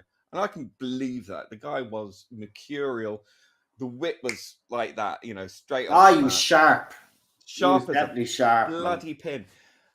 And that was that biting acerbic wit delivered in just the most po-faced way possible. It was brilliant. It was such a wonderful contrast, all of that, but the character was enduring. Now, I know that he couldn't wait to stop the whole Lily thing, and he wanted just to be himself, but he had a plan, and he made that plan come about. He did his show, and he became, even though people love Lily, they still loved him. He still had he was able to transition. He was able to go from this fictional character that he portrayed for years to being the real him, and he did it so seamlessly, and the audience came with him. And people gravitated to him because he was as real as you could get. He was edgy without going over the pushing the envelope, and he didn't cross that line. He took the older audience with him as well as the younger audience with him. So he had a very great connection with women, I think, with gay men, and everybody, everybody, working class men, you name it. And that was a universal appeal, and obviously because his love of dogs and animals and all of that really showed itself. And this guy was, as you saw him, really, there was no barrier there. There was, you know, everything you saw was really pretty much him. Yeah, no airs and graces about him either. None at all. No pretensions. None at all. Pretentious wouldn't even be a word you could even put in the same room as Paul O'Grady.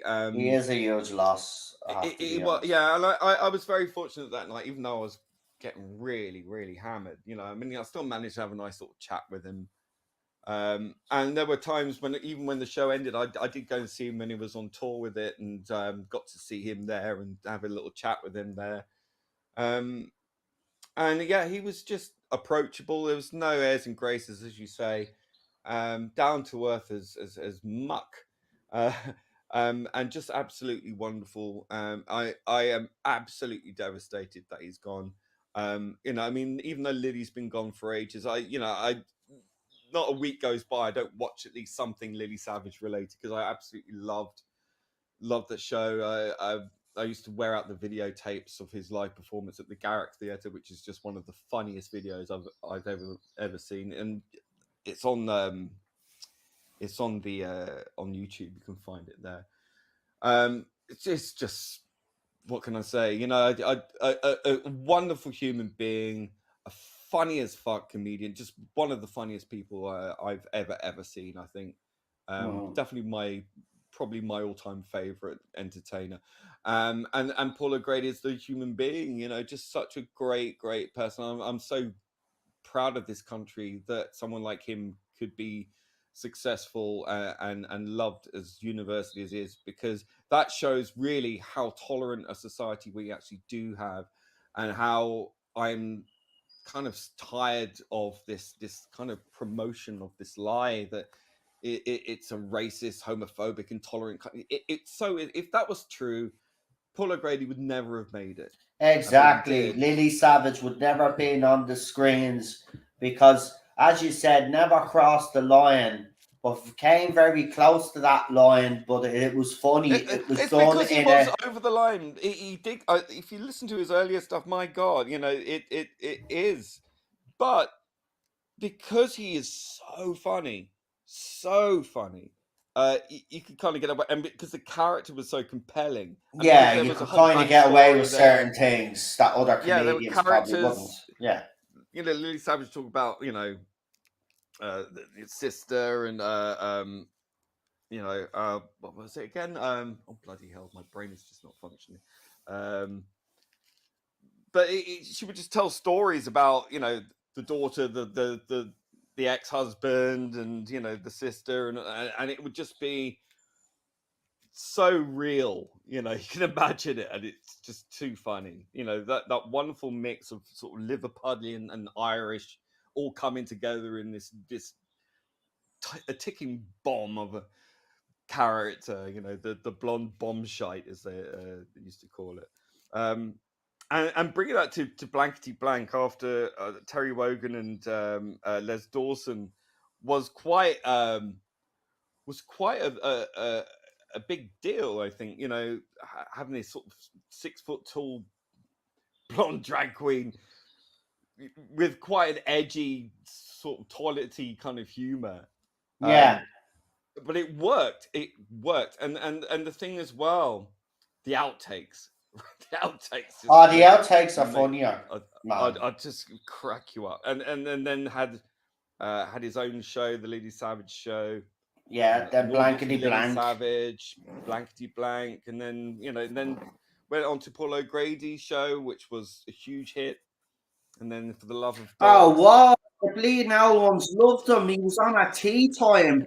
Perfect time for his show and all it was. And he'd have Buster there with him. It was bleeding deadly, man. He knew exactly what he was there. I tell you, that was genius by the people at ITV. It was the perfect time to have him on. Because he still had that older audience that came with him all the way. They were younger, so they grew up with him and they stuck with him. Do you know what made me laugh though? Like, you know, the end. You know, you had him with the Queen Consort. What's her face? And because of the charity work he did with the Battersea Dogs Home. And I couldn't that way because it reminded me of the time that he was big friends with Cilla Black, and he used to take the piss out of Cilla Black. Yeah, like a gerbil being put through a mangle. I killed myself. That was hilarious. And then they became best friends. It's like, how do you address that? And then with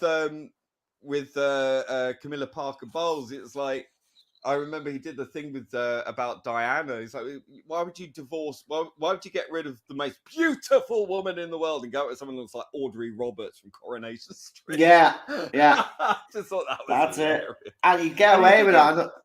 And, yeah, like, does she know? Like, how do you broach that? You know, oh, I saw you did me. Can you imagine that conversation? I'd love to be fly in the wall if that happened. There's a couple of comments in the chat that have thrown up on screen, guys. I really appreciate just getting involved. Nicholas Horton says Mum always used to watch the Paul O'Grady show every week. Paul was going to host Britain's Got Talent but fell out with ITV, says Disaster Area. I remember when Paul had a cameo in The Stolen Earth. We all do, with Buster. Buster was there with him as well. I think they were talking about he should have done Eurovision. Paul O'Grady should have done Eurovision. Yeah, he would have been the perfect fit. Terry Wogan on Blank. But in fairness, you know, I know people. He did Doctor Who. Did a great Doctor Who sketch as well. Like, you know, the first female Doctor really was with Lily Savage. Yeah, yeah. But it is sad. You had the companion Gayla. Instead of Layla. Yeah. What was her name again? What was it? She did like the fake Page 3 stunner. What was the character? I can't remember. Yeah. And then, she had her daughter Bunty, which was played by Sonia. Remember that? Mad, man. Funny. Good times, though. Good times. We grew up at the grey age of comedy and stuff. And never seen the lights again. No drag queen ever. I mean, you hear a lot about drag queens today. None of them hold a light to Lily Savage. Where about Dame Edna? Dame Edna, it's a female in person. I guess you could argue, really, that Lily Savage went from a drag queen act to more of a female impersonator because it was a much more rounded female character. Yeah, especially with Blankety Blank and Lily Savage show. I think the Paul O'Grady really honed that character very well. But yeah, look, he is truly was one of a kind. His funeral is going to be absolutely huge if he's having a funeral. I don't know what the arrangements are. I'm assuming they'll have some. There'll be thousands of people turning up to that. But it won't be just celebrities, of course, as Lee said. There'll be ordinary people out in the streets lining up. because he is such a legend. And it is a bit of a shock because, you know, as I said, he's not even 70 yet, or wasn't even 70 yet. The And thing was, he was going to turn up on a radio show to yeah, talk about how BBC he was Two. Yeah. dismissed by the BBC for, you know, and he was going to talk about ageism, and then he dies of I Yeah. assume something like a heart attack, if not something. Well, he But, died like, in his sleep, is all we've been his sleep, told. We don't know the yeah. details behind I know his it's passing right now, I don't want to but the assume conspiracy theorists straight away after he died put up a post where he talked about getting the jab and it was hunky dory and stuff. So you know the non-vaxxers, the radical ones that are just as bad as the radical left, are putting out absolute bull all the time. So they're the type of people that are throwing there. Listen, I don't care what view you have on the vax or not. As soon as someone dies, that should be the first thing you should be thinking of anyway. The first thing should be condolences to his partner and his former work colleagues and everybody that knew him. Because right now, a lot of those people will be devastated that he's gone, especially his partner. And that's what the focus should be on. And on the flip side as well, you had RTD doing you know, his tribute, but again it was used as a political thing. Oh, the bloody Tories again. It's just like, look, we know. Look, I love Paul O'Grady, and you know, he comes from a period of time before me, and even like I grew up hating the Tories. Like, we get it, RTD, we get it, Russell. Yeah, But leave it it's out not now. really the time to turn it into a political bloody Yeah. broadcast again. Like, we get it, but Yeah. like, you know, leave just it. focus on the man himself. You know, we That's know his views on I think on government in general. He may have been pro, like, but he was a very not politically savvy, I wouldn't say. I just think it was just a typical working class, vote Labour regardless kind of type person. Well, he was. He spoke about And the that's kind it. of those stuff on the Paul O'Grady show. He was informed and stuff like that. Look, Yeah. your political opinions shouldn't matter when you pass away. Again, as I said, the focus should be on the people that knew him best, his partner and his former work colleagues who will be devastated, and the people that he was going to be working with over the I next saw some horrible comments on the Sky posted the last photo that was with him and his husband on a boat or something, and the comments underneath were just horrible. I can imagine they probably calling him a gold digger and a creepy, you know, old man and a younger guy. It's like, oh, for God's sake, you know, like, I mean, yeah, okay, Paul O'Grady was worth a lot of money. Okay, fine. But also his personality was untouchable, unimpeachable. One of the funniest people on the planet. I can imagine someone being attracted to that. And Paul O'Grady was not an ugly man. So I find all that very distasteful. The man was happy. Why are you denying him that? Unless it comes out that there's something suspicious about his passing, then you can come up with just a conspiracy theories. But now we don't know. We don't know, Anton. So you exactly. You shouldn't even be. We shouldn't even be actually, you know, even entertaining the idea. As I said, the focus should be on his loved ones right now. It is devastating. I grew up with him, like a lot of these people in Ireland. We had British television. I grew up with him.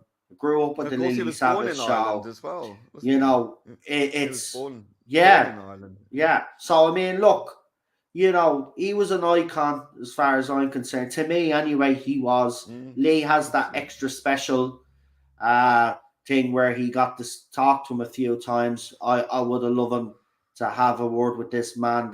He seemed like such down to earth and a genuine person, and I think it is a person you would talk to for hours because of that type of personality. And you could have a real conversation with him. Sadly, he's going to be missed. And I know he hasn't done much over recent years. I know he's done his dog shows and stuff and a bit of radio. But I do agree, you know, there is a lot of ageism in the industry. You reach a certain age, and the fact that he was going to highlight and talk about it, I don't think that conversation should be just muted now because he's passed away. I think someone on his behalf should actually go and have that conversation, because it is a conversation that needs to be had. We see it in Hollywood quite a lot. It happens in the British film industry and TV industry as well, and it needs to be addressed. Just because you're a certain age doesn't mean that you're limited. You know what I mean? Not nowadays. Not nowadays. I mean, Clint Eastwood is working on his last movie. There's rumors.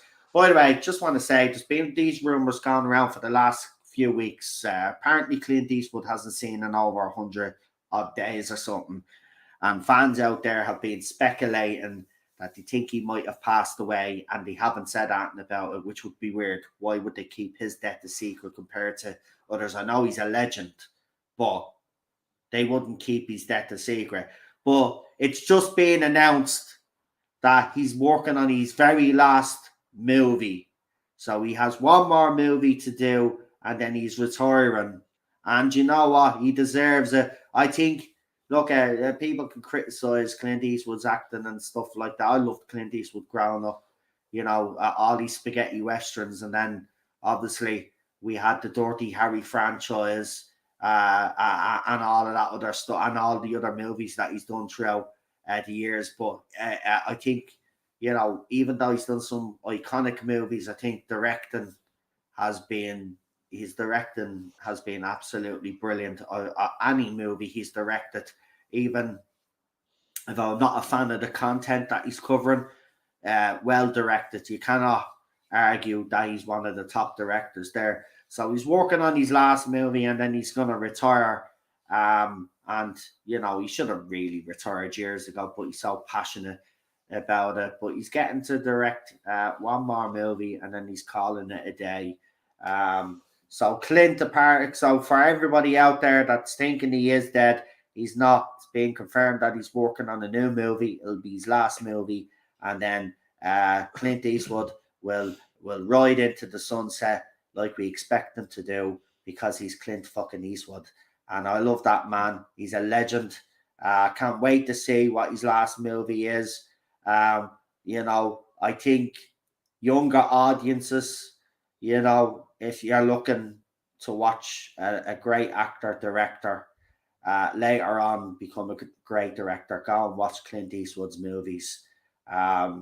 He's brilliant. He's another icon, legend, and it'll be a very sad day, which I won't mention, but it will be. He's 90 odd years of age now. I mean, he should have retired years ago, personally, you know, and enjoyed a bit of his life. But he's one of these old timers, as we call them, and it is true. They're bred a different way. They've got it's instilled into their DNA, this work ethic, this, you know, to be work till you drop. Yeah, basically. And nowadays you just bring people in that don't have that same drive and work ethic, and this is why the industry is in the state that it's in. That's why Tom Cruise works, because he puts all that time and effort into his craft. He wants to just entertain, and that's why a lot of us are kind of drawn to his movies now, because we can see, even as what was it, Steven Spielberg said to him, you literally saved the film industry with Maverick. And that is the truth. He did. So, you know, people like that get rewarded. Clint has had a great career, acting career, directing career. He's been a bit controversial over the years, but I don't give a shit. I judge him on what he's created. And as a creator, as an actor, he's been absolutely superb. And I can't wait to see his last movie. And he will hopefully enjoy his retirement for a couple of more years as well. And, you know, I'm not saying he has never enjoyed the finer things in life, but he can enjoy them a little bit more with a few years, just like Gene Hackman has done. The recent photographs surfaced of him out and about, 92 years of age or whatever he is. I tell you, these all-time actors, man, living to 90, I love to see it. I love them. I love Gene Hackman as well. But look, we're going to leave it there for tonight, because we've covered everything. Chris is still busy, tied up with work, but he is hoping to be back now next week. So hopefully Chris will be joining us. But again, we are back here on Monday for what do we do on Mondays? New Who's On? Yes, New Who's On.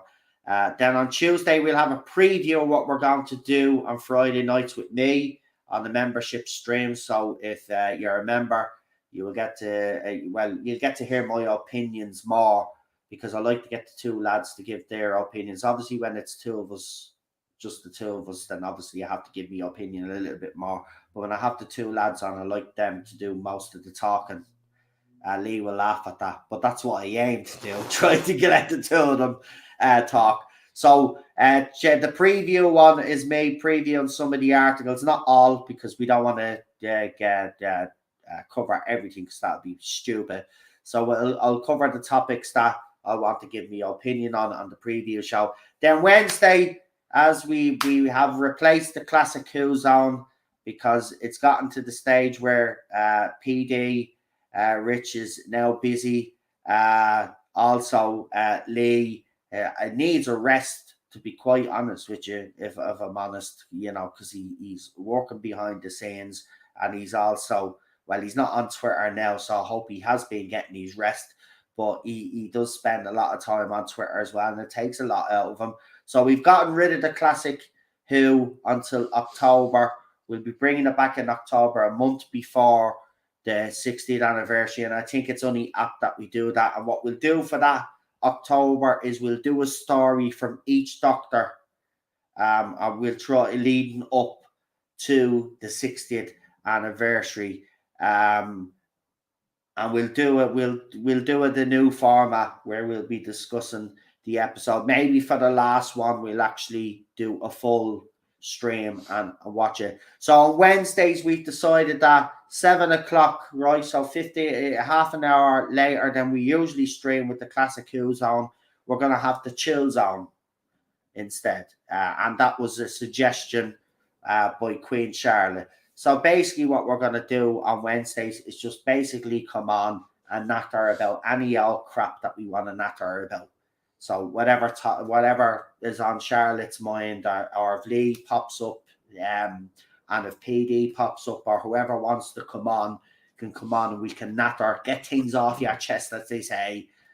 Tell me what's getting under your skin this week, or So that's what we're going to be doing on Wednesdays. So the chill zone, we're calling it. So Lee hopefully will be here, and all the regular Classic Who panelists when they can be here. I do understand and appreciate that a lot of people are actually very busy, and especially coming into the summer. So maybe it was the wrong time to bring Classic Who back.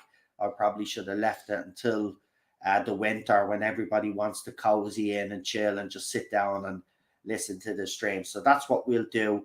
And then obviously Friday, we have the TARDIS Zone Talks at 5:45 with Christian Basil from the Legend of the Travelling TARDIS. And he was here tonight.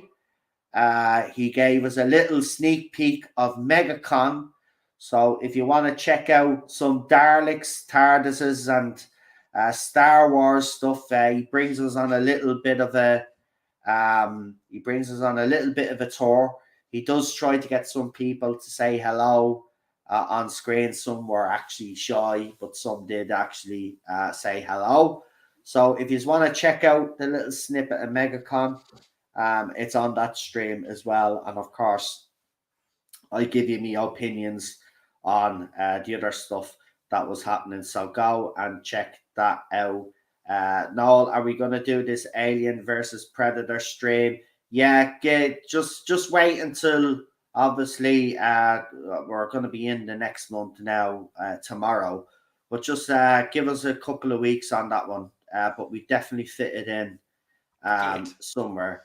The only reason why I'm delaying it right now, I would do a Thursday night, but Manchester United is on Thursday night, and I need that night off right now. And so there's nowhere else to squeeze it in at the moment, unless I do it the weekend. But then Manchester United's on the weekend as well. So So no, because I'm not missing the football. I did it last year, and that's why I did the schedule, and I scheduled everything around what suited me. Because let's be honest, it only works if I schedule it around me anyway, because I know what I'm doing and not doing. But we will do that because I want to do that with you. It's definitely happening. It's definitely happening. So there's no need to talk like that. We're definitely gonna do it, right? Don't worry. I promise you, we're gonna do it. We will do it in the next 2 weeks. Just wait for another 2 weeks. Just give me because I do have plans to bring the movie zone back. I'm just trying to figure out what day I want to bring it back. So just bear with me. I'm thinking maybe Sunday night, but leave it with me. But yeah, so we'll do that anyway. And they said hello to the UK. Yeah, I know. Yeah, they said UK instead of Ireland. Everyone's forgotten about Jack. You all right, pal? I hope you're all right. Or probably you're just being a wind-up artist again. Listen, we'll do it. We'll do it in 2 weeks, right? Just bear with me because everybody. Well, we said we might bring the movie zone back, and I got everybody to vote on which franchise they'd like us to do, and we're actually going to be doing James Bond. So we're going to be starting off with Doctor No. So what I'll do is for each of those movies, to be fair, try get different guests on for one guest on with me for each movie. So if there's anybody in the chat that wants to come on for a particular James Bond movie when we do it, just let me know beforehand, and we will get you on talk about that movie with me. And of course, I know at one stage I'll have Leon because he's a big Roger Moore fan as well. So we will have Leon definitely as well. I do know Real Super Doctor is interested as well. So we will get those out. But we will start off with Alien versus Predator because I did promise Jack that we would do that. So we'll get that one done, and then we will start off with our James Bond franchise. We're going to watch all the way through. We're going to start off with Doctor No. We will decide then as we go along if people want me to do the Daniel Craig movies. So we will be doing Pierce Brosnan's movies, even though I think most of them are shite. But we'll do them anyway because it is part of the Bond franchise. I like Brosnan as Bond. It's just after GoldenEye, they kind of. I mean, the second one is not bad, but then it just derails. I mean, Die Another Day. That's all I have to say. Worst Bond theme ever. Oh man! I mean, I have a soft spot for that song because if you think of it in terms of not a Bond song, it's actually a great song. But you're right; it's fucking awful. And Madonna's cameo is bleeding cheesy as crap as well. I mean, yeah, all this keeping your tip up nonsense and all of that shite. Get away. That movie bombed because Madonna was in it. Any movie that Madonna has been in since then, right, has crashed and burned. Even poor Guy Ritchie, who's a great director, right, has written some great stories.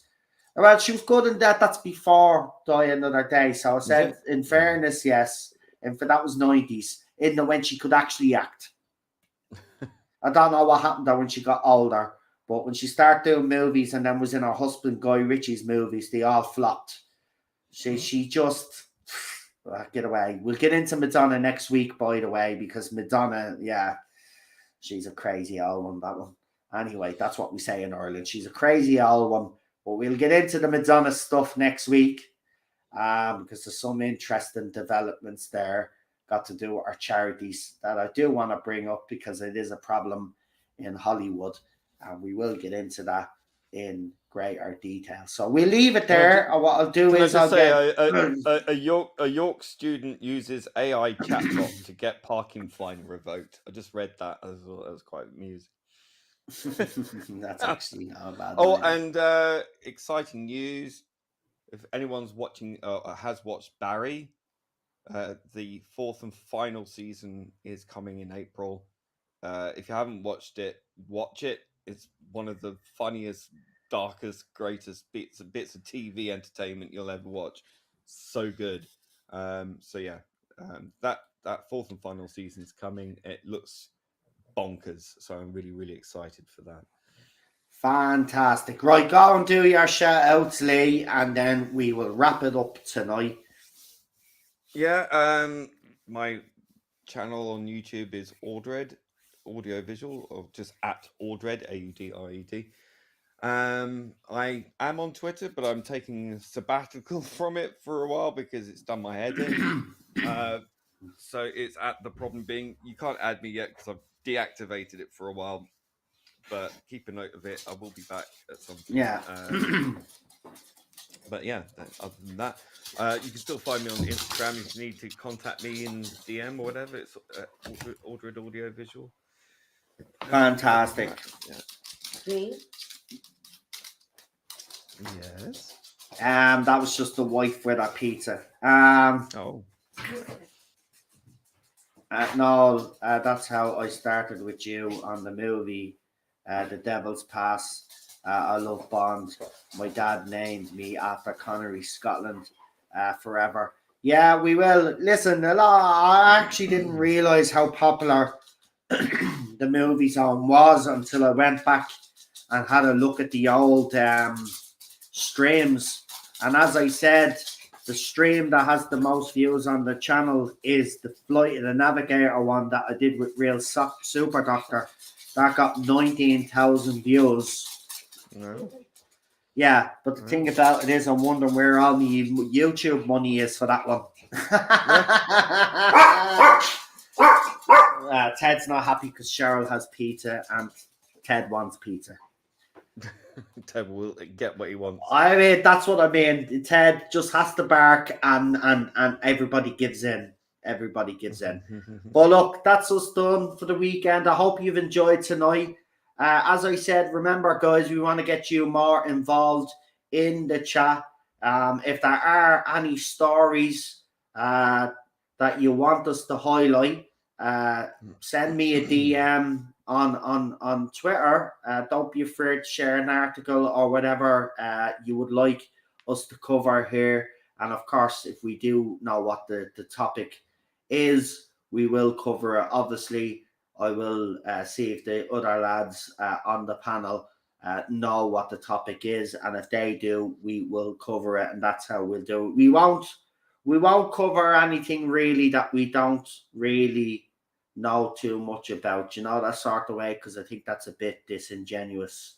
We'll try cover the stuff that we do know a little bit of knowledge about, but as I said, if there are topics, we will. If you do send them to us early, then I'll be able to go and research the topic so I know a little bit more about it, and we will cover it on this channel. We want to get you more involved in the chat as well, and we welcome all your comments and your opinions.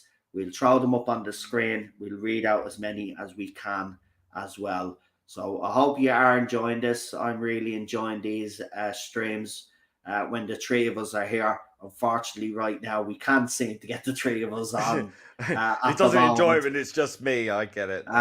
No, but we do miss Chris. We do miss Chris. We do like Chris's moaning as well, even though, he moans, but we like it a little bit most of the time. Anyway, hopefully he's back with us next week. I'll check me emails after I come back from getting me food. Soft, cuddly, angry, so don't worry about that. YouTube, money is fool's gold, but your streams are quality. Thanks at the Tarda Zone official YouTube channel, says Cams Crash Courses. We really do appreciate it. You could have brought me on, but I'm the wrong generation, says Jack. Well, I'd say, Jack, look, at the end of the day, right, if someone else doesn't turn up, what I'll do is I will send you a message during the day, that day, and you can let me know if you're available, right? And I'll bring you on. How is that? That's the best I can do, right? I'm not a mind reader, right? I'm not from an alien planet that I can, know what people are thinking. And Lee will tell you as well, sometimes you have to badger me a couple of times. I'm that type of person. And very forgetful as well. Lee will tell you that. Very forgetful person. So I'll forget. yeah. So yeah, he'll probably forget that I've said all of this, but Jack won't. So Jack, if I make an announcement that's only going to be me, Lee, or me or Chris on, then I will send you a message and let you know. If and you can let me know, then I'll send you the topics then, so you know what we're talking about. Obviously, I want to bring people on that know what we're talking about, because we share a chat. The lads do. So I put the post in that we're going to talk about, and the lads do the same. But it's mostly me at the moment, because Lee is not on Twitter at the moment. He's taking that break, and rightly so, because again, the behavior of Twitter is absolutely disgusting, which we'll get into next week as well. There's a lots of stuff that we didn't actually cover this week that I will cover in the preview show on Tuesday. So come and join me, because I have a lot to get off my chest. But for now, I just want to say thank you for joining us tonight. We really appreciate all the support. Now go and enjoy the rest of your weekend. I'm going to get a curry, and I'm going to bloody chill, and I'm going to watch a movie. I just finished the Planet of the Apes franchise, as I said, so I'm going to go off now and watch old stuff, because old stuff is the best. That should actually be on a t-shirt. Old stuff is the best. And it is. It is. Right, good night, folks. Have a good one. Talk to you very soon. And it'd be great if I actually got the trailer ready. There you go. Bye. Have a good one.